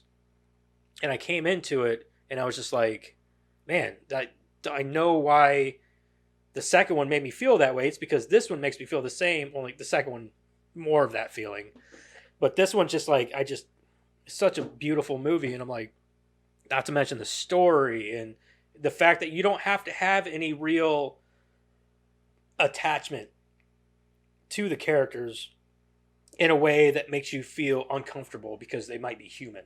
You feel attachment to them because they're not human, and it's okay to feel comfortable with watching them in all these different situations because it's not as awkward as it would be if they were all just humans. So it's just, I don't know, it's a fun movie, and I like the ending. I love the fact that but this is all part of my rating probably, but Yeah, I was about to say. yeah, we're but getting like into the all rating. these things that like make this movie so good, and what You want to just rate it then? I mean, sorry, I was going on another rant. It's fine. I mean, Yeah. you do you though. Yeah, You're trying to prove your. I was just trying to prove my point of like how the movie can make you feel if you just sit down and watch it with an unbiased opinion. You know what I mean? Like if you, like Madison said that, I hate that movie. Well, just try to watch it with an open mind. Don't go into it like, especially if you hadn't seen it since it came out. Go into the movie with like this open mind of like, okay, I'm going to give it this other chance, and maybe I'll like it more this time. It's just like a kid that's never eaten something and just looks at it and says, I'm not going to eat Exactly. that. Look at Try it with it. an open. Try it with an at open least, mind, and then if you don't and like it, you don't like it. And this is the way that I go into every movie that we do for this podcast. I go into it, even if I've seen it years ago and loved it, or I've seen it years ago and hated it. I always walk into these movies with an open mind because you never know. I might walk into a movie that I've seen before and think of it completely differently and be like, this might be one of my favorite fucking movies of all time. Yeah. You know, because I just loved it that much, rewatching it and actually getting into it and paying that much attention to it. I mean, I've done that with every Quentin Tarantino movie. I have to watch them multiple times, and the more that I watch them, the more I love them. And that's why he's my favorite director, because every time I watch his movies, they're better and better every single time. Yeah. And that's what this movie did. I walked into it like, yeah, it was fun. You know, it was a good movie back whenever I watched it back in 2009 or whatever. But walking into it this time, I'm like, wow, it's so much better even this time, you know? It's a gorgeous, fucking colorful movie that just washes over you and it feels great. Yeah. So, and I wasn't even drinking. Or tripping. Or high. No, most of what I said last week, I'm just kidding. Like we've talked about with Avatar, it's mostly just I just haven't seen it. Right. Yet. And I'm at this point, I'm just joking around. You're like, oh, I'm No, I'm watching not. it, I'm you not know? trying to. I know. I'm just fucking with you. You can think whatever you want. You about know, the movie. I'm Yeah. joking because Yeah. I'll You watch guys can think whatever. whatever you want about the movie. Love it, hate it, doesn't matter to me. Like I know what I like, and I know. You Well, guys and know that's you what like. I'm saying. Like, I'm not going to try to talk you. Yeah, I know. I'm not going I to know. try to talk you into hating it. I don't Right. hate it. I don't hate it. I love that battle scene. That battle scene was amazing. I get why you don't like that it's so long. I get that, but for me, I like that it's so long. I do like that because To me, I felt like there was so much filler in there this. is a lot of filler, but it was also like for me, what you don't get out of a lot of good movies nowadays is really good character development and character relationship happening. So, like in this movie, they spend most of the movie developing Jake and Natari's characters, like making them, fall in love so that they can hate each other and then fall back in love. And they do all this, for me anyway, in 2 hours and 40 minutes. And I think they needed that much time to do that because I liked following their relationship. I also love Zoe Saldana. I think she's a great actress, and I think that she conveys emotion really well through her facial expressions. You notice that a lot in Guardians of the Galaxy because she plays Gamora, and she expresses a lot through her facial expressions. And I think that she does it because she's all mocap in this movie. Yeah. And I think she does a great job with her hand gestures, her facial gestures, and all these things in the movie. And I think she does a great job. Whereas like Sam Worthington, not so much, I guess. He's more or less your eyes and ears. I couldn't tell. Like I could tell all of the avatars. Like I could tell, Sigourney Weaver's. Yeah, by their faces. And Sam Worthington. not so much. Yeah, Didn't. Not so much. Yeah. look like any Yeah, other one. he's kind of a Everyman. Yeah, he's kind of your everyman, and I think he's supposed to be. He's meant to be that because I think he's supposed to be the eyes and ears for you. He is your avatar, the one that you're living through this journey of this movie, and that's okay. But for sequels, it's kind of like If I was him, I wouldn't be a scientist. he's not a scientist. He I don't was like he was a science. Marine. Yeah, He was a Marine. His brother was a scientist. His brother was a Sorry, I scientist. wouldn't hang around scientists. I don't like science. Okay, That's so all I have anyway, to say. I mean, that's fine. You don't like science. yeah, she don't like scientists, people. Just saying. I always liked science. But anyway, I mean, if you guys have anything else you want to throw in there? No. Sorry, I was Mm-hmm. on another rant. No, you're fine. Drew Barrymore. Shut the fuck up. And Stand another that thing. bitch. No, I mean, I could I'll wait say till it my like review. this. Huh? I could say it like this. Gotta say it like this. Talk out of your mouth like this. Alright, Anyway. talk out of my mouth like that. All right, let's get into. If you guys are all done, let's get into rating and reviewing Avatar, 2009. Let's go, let's bitch.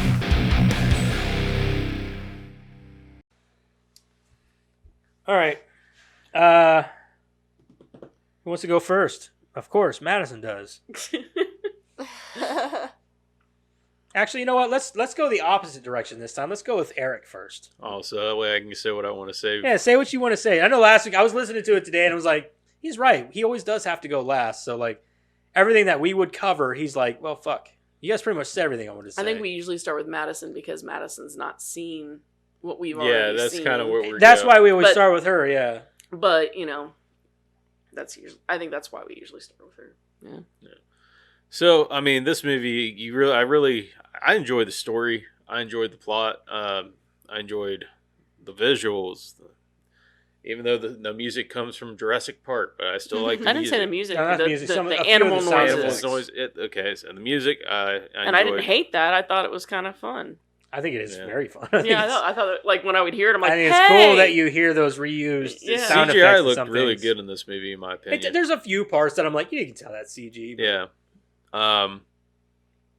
I don't have a whole lot bad about to say about this movie. I mean, I enjoyed the character developments. I enjoyed the characters in general.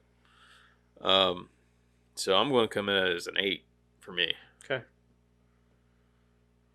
It's not the greatest movie. I mean, you could, like you said, you can tell that they took a lot of. The movie was very influenced by a lot of older movies, like Dances with Wolves, Pocahontas, and all those other movies were influences to the movie, and you can tell that. But it had its own branch, in my opinion. Okay. So I'm at an 8. An 8. Karen, or did you want to go to Madison next? Oh, it don't matter to me. We can flip flop around. Let's flip flop. Got my flippy floppies. Or we could just like start this way. Well, and we then- could always go boom, boom, boom, or something like that. I don't Yeah, we care. can always just However change you it want. up. Yeah, fuck it. Madison, go ahead. Let's hear what you got to say. I don't have a lot to say. I don't know. I find this movie boring. I don't know why. Okay. I Yeah. just find it boring. Okay. Yeah. And I didn't like Jurassic Park when I was a kid either. Okay, this movie has nothing to do with Jurassic Park. All I said was that they make the same noises. I thought it was cool. Sorry. Didn't mean to bring it up. I don't like Jurassic Park. Thought those movies were boring too. What the fuck? Jurassic Park's awesome. I like Jurassic Oh Park. shit. Especially the first one. Mm-hmm. The only Objects in mirror are closer Yeah. than they appear. Anyways, I forgot what else I was While gonna he's sitting on say. the shitter. There were some quippy comments in it that I thought were funny. Can't remember any right now. My 3 hours mind's of movie. kinda There's a dead. few quippy comments. My favorite one was the local tale. Local Tale's pretty funny. Yeah. Is I'm that it? trying. Yeah. Yeah. I'll give it a 6, I guess. 6, I guess. I didn't even take the NyQuil this morning either. I took that You don't take NyQuil in the morning anyway. You I take it did at yesterday. night. Why would you do that? Because I needed cough medicine. We don't have any daytime. Pop some cough NyQuil. You're just gonna be medicine. fucking like drowsy all fucking day. Madison. Yeah. Drool just coming. Is she sleeping? No, I think she's dead. She's barely breathing. We didn't have any cough medicine for daytime that wasn't expired. She has a fucking license, a car, all these things. Go get some. It was not even 7 o'clock in the morning. Where would I get cough medicine at? Kroger, Walmart. Are they even open? Yes. Yeah, Walmart's open at Before like school, 6 in the time morning. to get to school. Yes. It was like 6:30. I mean, if you know where, it's right there inside the door. You walk right in. It's right there on the left. How am I supposed to know that? Or I don't go go to, anywhere. whatever. Anyway, just are you? What'd you give it? 6. A 6. I think. Okay, I'm gonna go 6. next. Okay. I've already went on a rant about this movie. Drew Barrymore is not in this fucking movie because if she was, it'd be a fucking 0. We've been through this. You can't give something a 0. Okay, 0.5. There you go. You can do that. Can you do a 0.1? We're not going. We're not. Let's not get crazy with the decibels. Can't do a 0.001. So, that sucks. like the only, I almost don't even like E.T. because of her, and she was a child. Gertie. I didn't knew like I'd that get it. movie as a kid either. Anyway, so there's a lot of things that I love about this movie. I love all the mech stuff. I love all the alien stuff. I love all the Avatar stuff. I love Sigourney Weaver. I even love Sam Worthington. As much as people think he's like a one-note actor and all that, he did one movie that will always redeem him, in my opinion, and that's the remake of that fucking movie. Sure. The movie that redeemed him, I can't No, think. goddamn, The Redeemer. No, it's the movie about he plays Perseus. That one guy with the hair. Not Perseus. He was. Why did I lose? I have these movies even. It's where like Zeus is his dad. Oh, Clash of the Titans. Clash of the Titans. Yes. So he was in Clash of the Titans, which is one of the coolest fucking remakes I've ever seen. I love that movie. Wrath of Titans or Clash No, first one was Clash of the Titans. The Second one was Wrath of the Titans, I believe. Release the One of the two. It was Yeah, Release the Kraken. Yeah, that movie. Yeah. The baby was the best Kraken. What? That? Do you remember that little meme with the baby when they say release the Kraken? And the baby comes out with his head on the Dragon Which floor. on one the was floor. that? Shit was funny as fuck. What movie was that? That was from Clash No, of the Titans. yeah, Release of the Kraken. Yeah, it was a meme with Liam Neeson where he says release the Kraken and then somebody's kid, like some little baby. Oh yeah, he's like he's dragging his head on the floor. Yeah. I remember. But anyway, I say that every time I let Penny out. Release the Kraken. There's a lot of things I love about this movie. I'm not going to get back into all of it. Like I said, it's the way it makes me feel. I love watching the movie. I love all the characters in it. Everybody serves their purpose. Nobody underacts. The visuals are great. There's a few parts in it. And when I say that, like, the visuals in this are beautiful, the second movie blows even this one out of the water. No pun intended. Yeah, no pun intended, yeah. That's It's funny. That's good. But like, there's just, I just love the movie. I loved it even more this time than I have past times in watching it. So for me, I'm gonna give it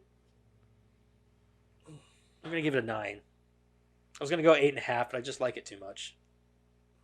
So it's a 9. I feel like they could have like taken this movie down by like an hour, probably. Maybe. I saw the 3-hour version, so that would mean 2 hours. Yeah.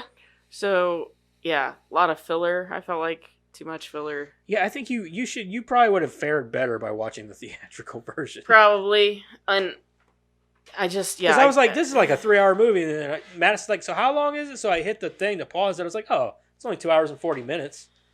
Yeah, maybe I would have liked it better. Yeah, only. Because that 3-hour movie or that 3-hour version was just ridiculous. Like, I was bored a good 65 to 70% of the time.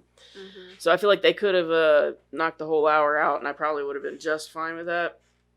And, I mean, I'm just not a big fan of the whole Ferngully Pocahontas thing anyway. Those stories in general Yeah.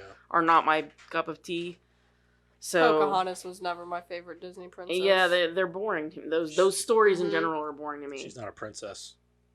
Sorry, Chief's daughter or whatever. She's a Native American princess, Exactly. so therefore a Disney princess. I don't think they ever considered her like a Disney they do. princess. Mhm. Yeah, they do. They do? Mhm. Yeah. That's okay. Whatever. I couldn't stand the hissing thing they did either. That annoyed me every time. Oh, whenever they they'd did- open their mouth and Yeah. like, yeah. And That, then I it was- didn't. I will say I didn't care for that. Just I like didn't care for that. Mulan. I don't know why she's a Disney princess, but she is. I don't like Mulan. I did. I loved that movie. I don't. I always Um, thought Mushu was hilarious. Mushu's awesome. Yeah.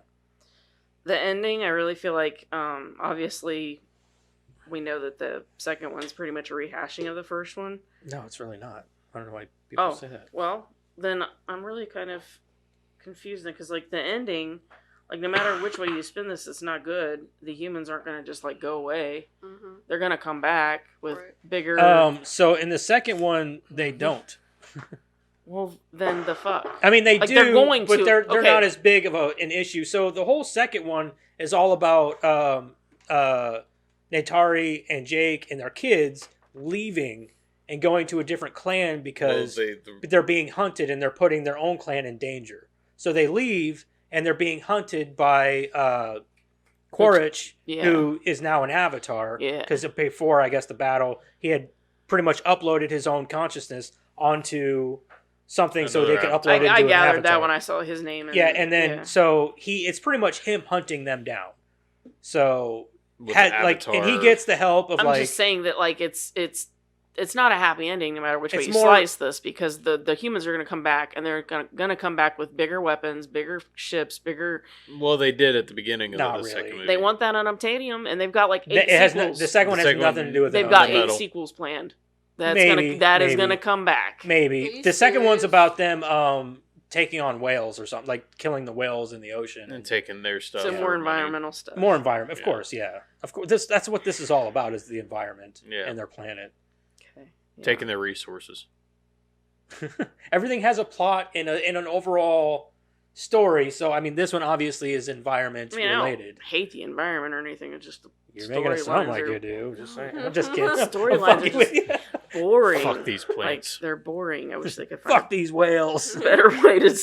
like, more explosions or something. I don't know. I don't know what it is. There's something in the whales, in their not maybe in their It's like their memory gland. yeah something in a their fluid in glands their or something like memory this gland gland that- in them that is worth like millions of dollars. Because it's a reduces So we don't care about the aging. unobtainium anymore. not in the second one. No, it reduces like the aging. Yeah, something to do with aging and things like that. Yeah. Hmm. I'm about to go whale hunting, guys. I was gonna give it. No, I'm not even gonna go. Think I'm it's got gonna healing give it a properties? 6. A 6, okay. That's Se- honestly better than I thought you guys were going to give it. 7.25. Look, it's not a bad movie. I was bored. There's a lot of good talent in it. It's a decently acted movie.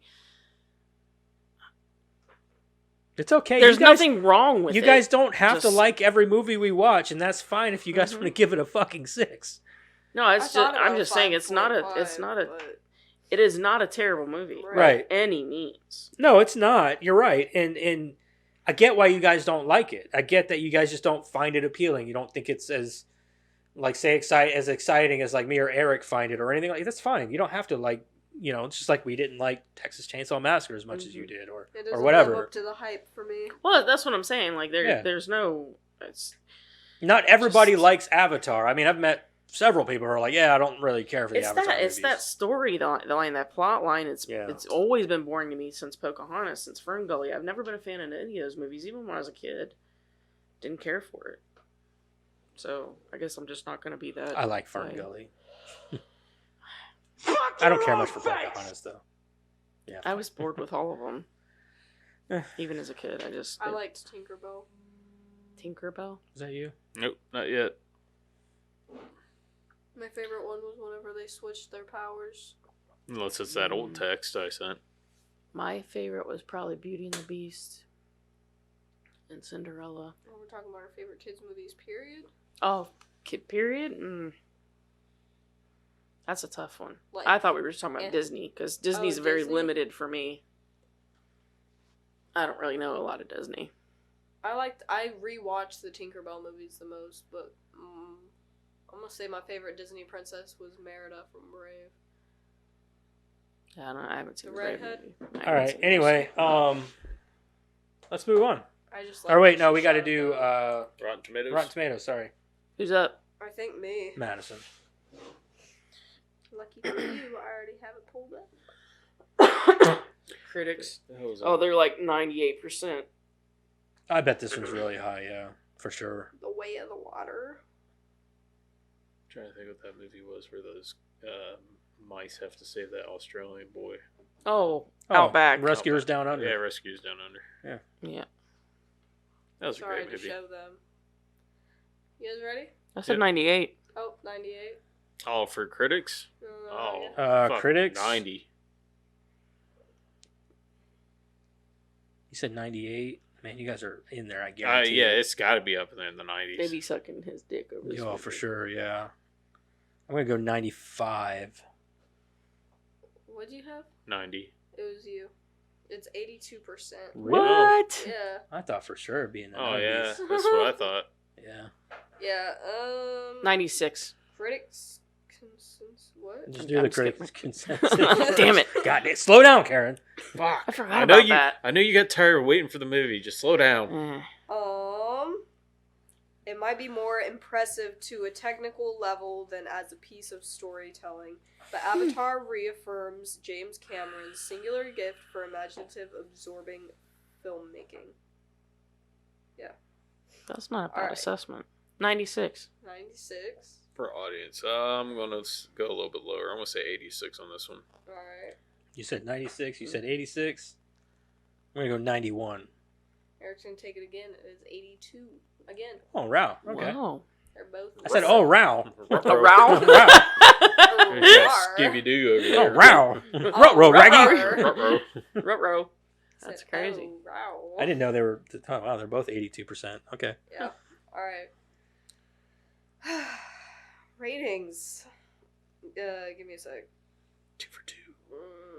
It'll be one of those good luck finding Got bad a ones. 1.5. Generic sci-fi premise slapped onto a cliche about cultural understanding.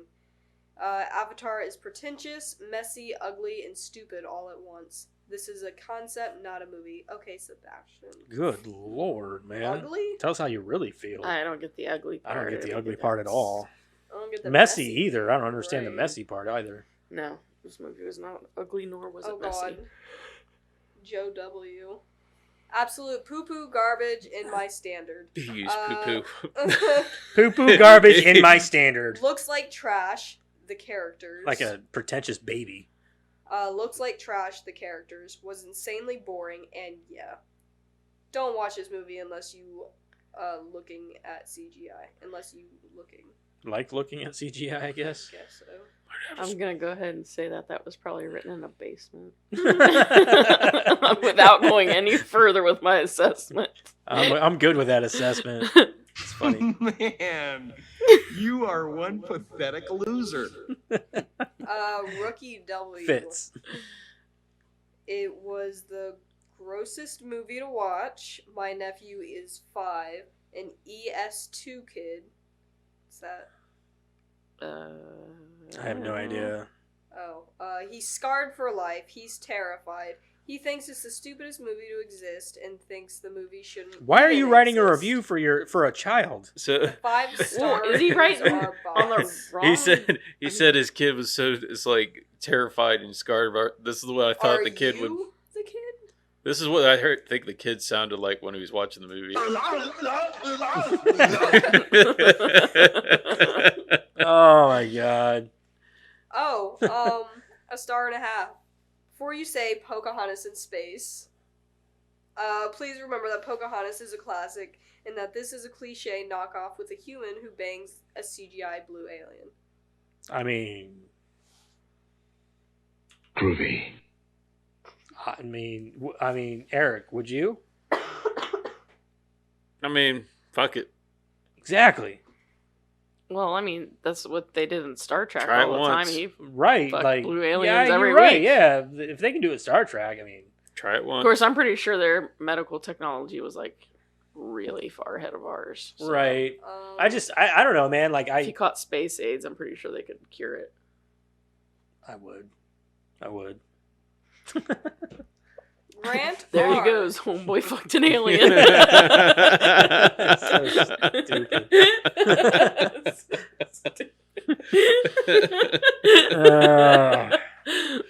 Oh, damn it. R gave it half a star. He said it sucked so much. Two-dimensional villains and heroes.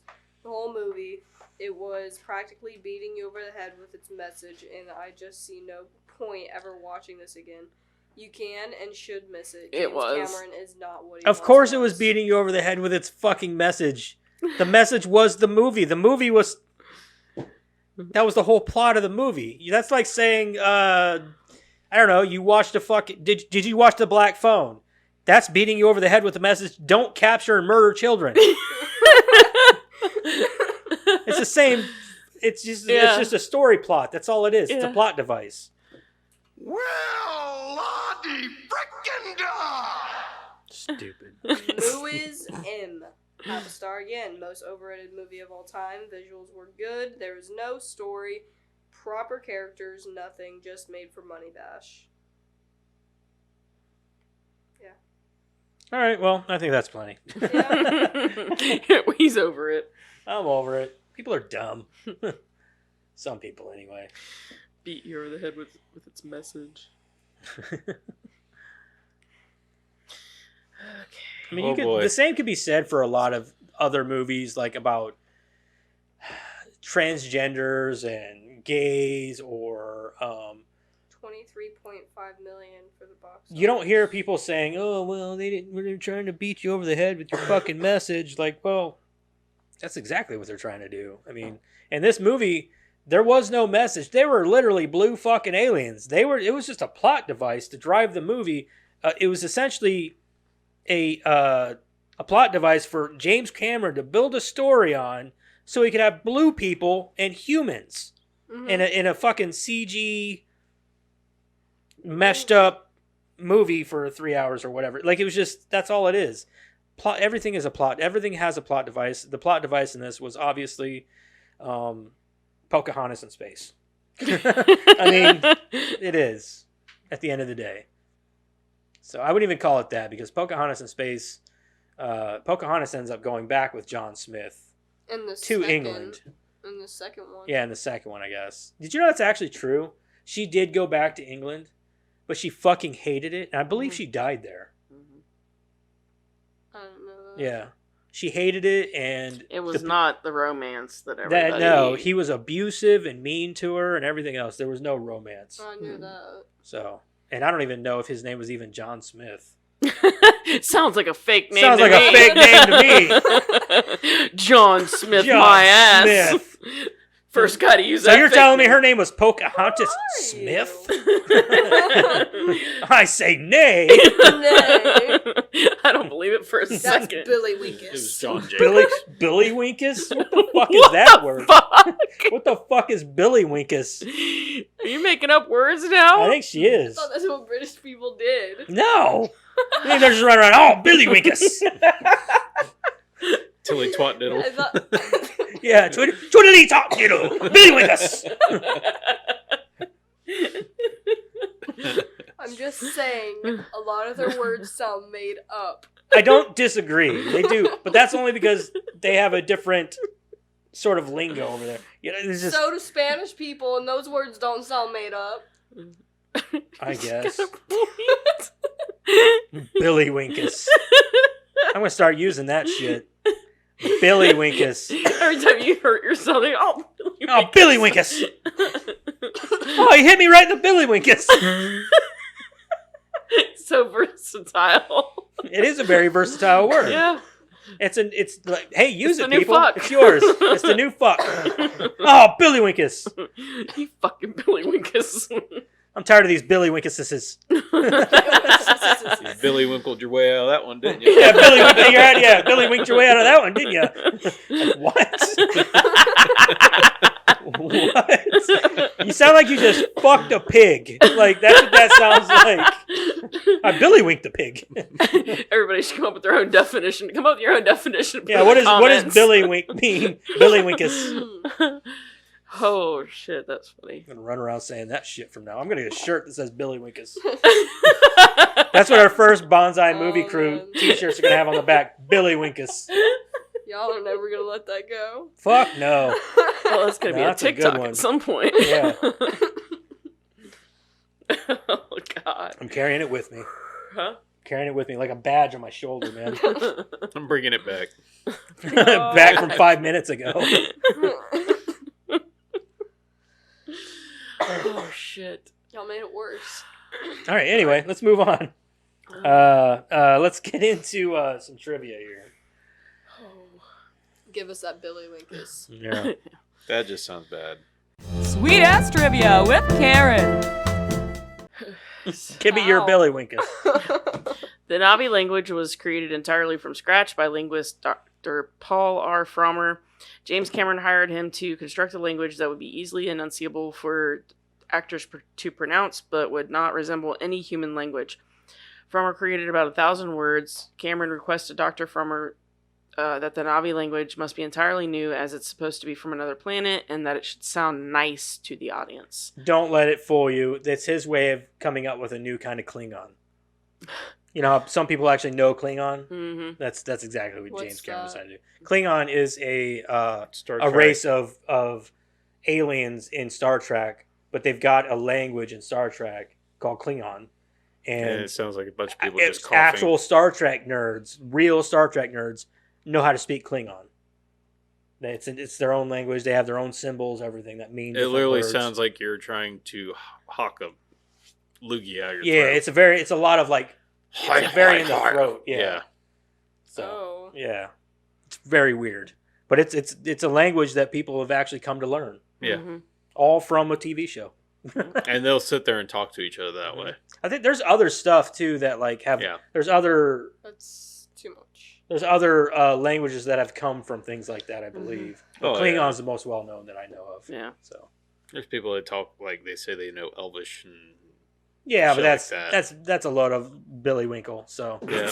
Wink S. Billy Winkus, sorry, that's a load of Billy Winkus. God, get it right. That's what we're going to do on this podcast. We're all going to stop cussing and start replacing those words with other weird words like Billy Winkus. At the time of auditioning, Sam Worthington was living in his car. Matt Damon and Jake Gyllenhaal were the studio's first choices to play Jake Sully, but James Cameron decided to cast then relatively unknown Sam Worthington in the lead role. Being an Australian, Worthington said in an interview that it was easier for him to master the Navi language than the American accent. Who said that? Sam Worthington. Dude, become a better actor. I love you to death, man, but come on. Get your shit together. James Cameron disclosed on The Tonight Show with Conan O'Brien that he began working on preliminary drafts of this movie as early as the mid-90s because his visual concepts were so avant-garde. The technology required to consummate his vision was not then available. Not until 2005 was he able to proceed with viable script scenarios, with some CGI scenes taking an average of 47 hours to render. James Cameron conceptualized Avatar after watching Disney's animated film Pocahontas in 1995. You don't say. I didn't see it at all. So is that the difference between like him and us? Is that he conceptualized it, and then if we did that, it would be just plagiarism and we get sued? The problem is we're not James Cameron. That's what I'm Yeah. saying. That's Yeah. the difference. Oh, is for between- sure. Okay. Yeah, James Cameron do whatever the fuck he want. He's like, if Hollywood was the Illuminati, he'd be the head of that bitch. Yeah. He's Yeah. president of Hollywood. You're probably right. Yeah, he's one of those guys, or at least like I don't know. He's on the council. He's definitely in there. He's Yeah, definitely you're like right, on the the council. board Yeah. of like main guys. Yeah. Like if there was like, you ever seen like, you know how like in the Illuminati, like in Marvel, Mm-hmm. he's like, I don't know, one of those guys, one of those 4 or 5 guys on the Illuminati. Yeah, you're probably right. Yeah. He initially wanted whatever her name was that played Pocahontas after seeing her play Pocahontas in the New World, but obviously that didn't happen. So Jake Sully's initials JS are the same as John Smith, a central figure in the historical and often romanticized story of Pocahontas. This film shares many similarities with the Pocahontas story and plot and theme. Like John Smith, Sully is a member of an invading force who falls in love with a tribal princess after learning her customs. Grace's avatar was the most difficult to realize. Sigourney Weaver's face wasn't a natural mesh with the features of the Na'vi. No shit. Her narrow patrician nose did not translate well to the distinctive leonine Na'vi nose. Moreover, Grace's avatar was to have been created 18 years in the past, so her avatar had to appear as an 18 years younger version of Grace. So artists at Stan Winston's studio brought the pictures of Sigourney Weaver from Alien in 1979 into ZBrush and used them to sculpt her avatar. So you're saying that what her mom said about her was true? That she just wasn't a very pretty person? Oh. Well, her mom said it, not me. Well, no, I think what they're more saying is the nose specifically. I know, I'm just saying, like, it was call back to I know. her creator profile. Because specifically, like, their noses are like this. Yeah, they're very wide. Like, well, their whole, like, even the... Well, I think they're supposed to be, like, cat-like features, yeah, right? they're So, very like, animalistic features, yeah, but, like, their whole nose comes down, and, yeah, it's very cat-like, I suppose. Yeah, and her nose is very thin. Yeah, so right. That was what they were saying, was that hers was the most difficult because specifically her nose has almost no... Yeah, she does have width. a very thin nose. And, yeah. you know, the Avatar well, the Na'vi have very wide noses. That was what they were specifically talking about. They don't have to make them look exactly like the actor. Just give them some of those features. Well, that's like what they were with saying. Sigourney Weaver, you could definitely see it in her eyes and her mouth. Right, they meshed them, but hers was proving to be the trickiest because of that feature. Right. Yeah. This was the first completely digitally shot movie to win an Academy Award for Best Cinematography. I feel like that's sort of like cheating, though. It is kind of cheating. I agree. That's kind of a cop-out, I guess. I'm glad I don't like, it looks great and everything, but, like, where's the cinematographer supposed to be, like, pointing his camera to, like, get a great shot? Yeah, because you know where the shot is. CG. Yeah. Mm-hmm. You know where the shot is. Yeah, you're you know making you're making it. And also, everything else is done in front of a green screen with mocap. Mm-hmm. So the only kind of cinematography the guy's really doing is, like, to capture the image of the people in the mocap suits. Mm-hmm. Aside from that, I mean, yeah, that's a cop-out. I agree. Yeah. I don't agree with that at all. Sigourney Weaver plays a James Cameron persona for her character in this film. Sigourney stated in an interview, "I teased him because, to me, I'm playing Jim Cameron in the movie as this kind of brilliant, approach-driven, idealistic perfectionist." Okay, why don't you just suck his dick? But that same somebody has a great heart underneath, so I have to say I was always kind of channeling him. The Na'vi were partially inspired by a dream James Cameron's mother had about a tall blue woman. The idea of humans landing on an alien planet with a toxic atmosphere which necessitates breathing masks was an unused element from an original story Cameron had once written called Mother. The rest of the story had been used as a basis for the screenplay for Alien. Following the idea of the derivative plot from other similar movies, 2 mock trailers were released on the internet, one with lines from the movie over images from Pocahontas in 1995, and the other built the other way around. Both trailers did fit quite nicely. It's pretty funny. I know. James Cameron shared with Variety a memorable moment when he took the cast and crew to Hawaii, involving actor Sam Worthington during his audition.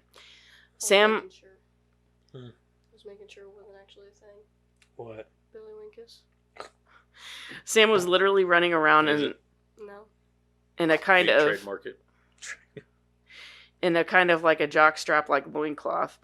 And he hasn't been in the sun in 2 years, so he's just pure white. He's got a bow and arrow, and he comes around a bend in the path, and there's a guy walking his poodle.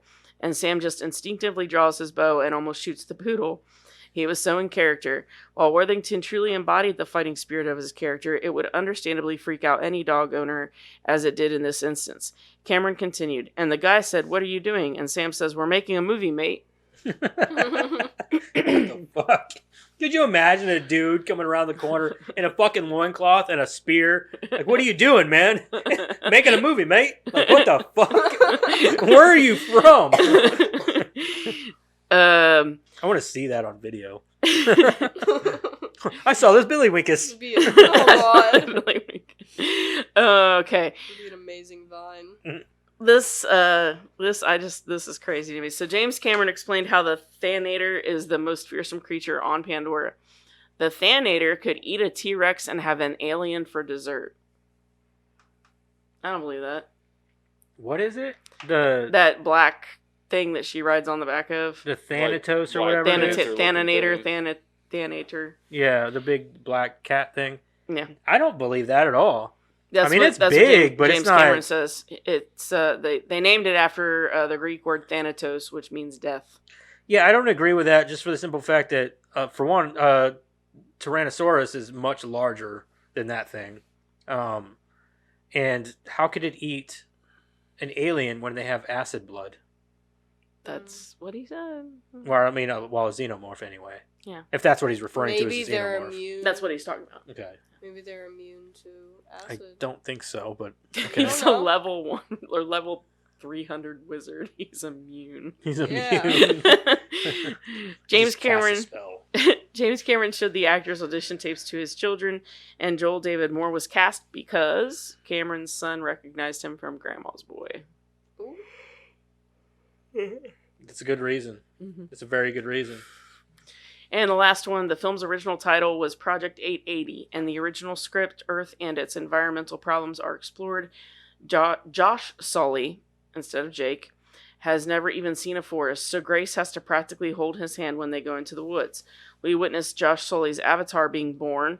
He actually births himself. What? I'm just telling you what. I'm just reading it. And his reaction to walking again is quite different, as it takes him a while to gain any sort of strength, and then he cries.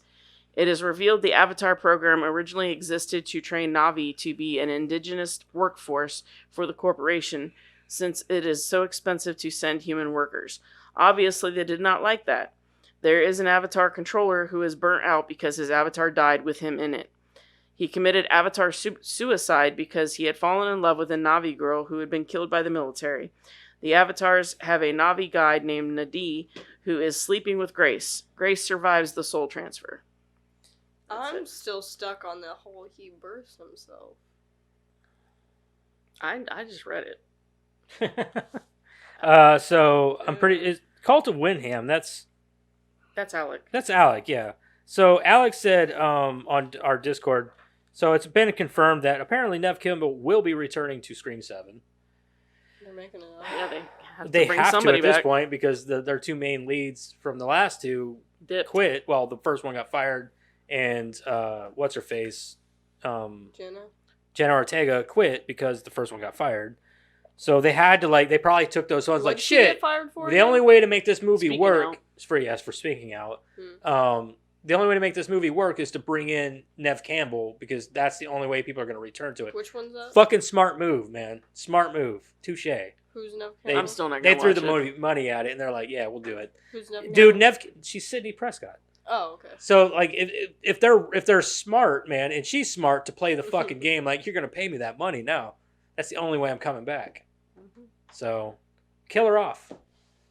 Because They won't. no, they won't because she's a cash grab. I She's will. known for living. I'm still not watching it. No. I was done after 3. I watched 4. I'm gonna tell them fucked what up. Well, I only watched 4 because it was still Wes Craven and he was still making a mockery of. I told I'm it's still it's like fucked I just said to him. fucked I up. will because I'm a sucker. I will watch it because one of us has to. Oh, Madison will too. Yeah. Anyway, so there you go. That's Avatar. What's in the box? What is it? up. Lots about? of paper. Lots of paper. Into the thick of it. That should be the next bump. What's in the box? Terminator 2. Are you serious? Ooh, see, we were just talking about it. Terminator 2. Another James Cameron flick. There's another James See? Cameron flick. Fuck, who are we covering this one, man? Linda Hamilton? Edward Furlong? Choices. Choices. See, I should have saved James Cameron, and I could have done like Michelle Rodriguez for this one, but I didn't know that we were going to draw Terminator. That's okay. That's all right, though. Yeah, It is streaming on Paramount. I own that shit on Blu-ray, dog. Okay. Isn't that it right there? Huh? Is that the first one? It's kind of crazy. We were all like, It's "Yeah, the that's second our one. favorite, Terminator 2," and then Bam. Yeah. I swear I pulled it out. Yeah, that's no. Hey, but I don't care if you didn't. I'm all for it. He's like, "You did, even if you didn't." Yeah, yeah. This one's I already going to haven't get seen high it scores. in a long time, so Yeah, this movie's I'm all awesome. about it. 10 across the board. I don't know about that, but it's Kidding. up there. It's Calm definitely down. up there. I love this movie. So next week, people, we're gonna do some Terminator 2, Judgment Day, from 1995. No, 3. 92. 92? I thought it was 92. 91. It is okay. 91. I was closer. Why did I say 95? That was like I was Way right. off the mark. I called it. what? Terminator 2. Yeah, I said 91. Oh. Because I read it. I was gonna say you 'Cause I read had it. All right. Anyway, next week we're gonna do Terminator 2, Judgment Day, Arnold Schwarzenegger, and all that good stuff. Don't forget to check out our. I'm doing the outro. You just Why? because you're sick. It's okay. I'm giving you the time off. Take some PTO. I'm still here. Don't forget to check out our get paid. Instagram, our Neither would we. TikTok, Facebook. What's the other one we have? X, and then don't forget to get on Instagram. Discord and find us there and talk to us. I feel like I'm talking to myself in there, so because I'm always posting Sorry, shit. I wasn't in there today. You weren't in there like all week, dog. I posted that thing about I'm the dude playing a dude. It was a TikTok thing because that was related to you. Yeah, what you no, were I talking need to about be in the it a other little day. bit more. You guys get I notifications on your participate. phones? You No. get it. Yeah, you do. I Yeah, know, but you just let it I vibrate. read it, but then like somebody already answers it, so I'm I like, Well, okay. just get on there and participate in the conversation. I participate. I want you guys to participate more. I Okay. don't Listen. know what you guys are talking about. You guys make me feel Linda, lonely. in Linda, there. listen. Yeah, I got shit to do. It takes like I responding. get in there every day, just not today. Yeah, yesterday. That's some billywhinkus. I don't want to hear it. Can't get in there today. I'm with you today. With you. Fuck. Anyway, don't forget the Discord. I'm just gonna start saying join. hi. At least in the you middle of guys come in there and conversation. make me feel less lonely. He's a lonely boy. He doesn't have any friends. And don't forget to check us out on YouTube, to go rate us on Spotify, all that good stuff. And don't forget our podcast is now also on YouTube to listen to instead of just watching the video. If you don't want to watch us, you don't have to look at our faces. You can just hear beautiful voices. Anyway, till next week, whenever we do Terminator 2. Bye. Finally. Bye. Okay, bye. Bye.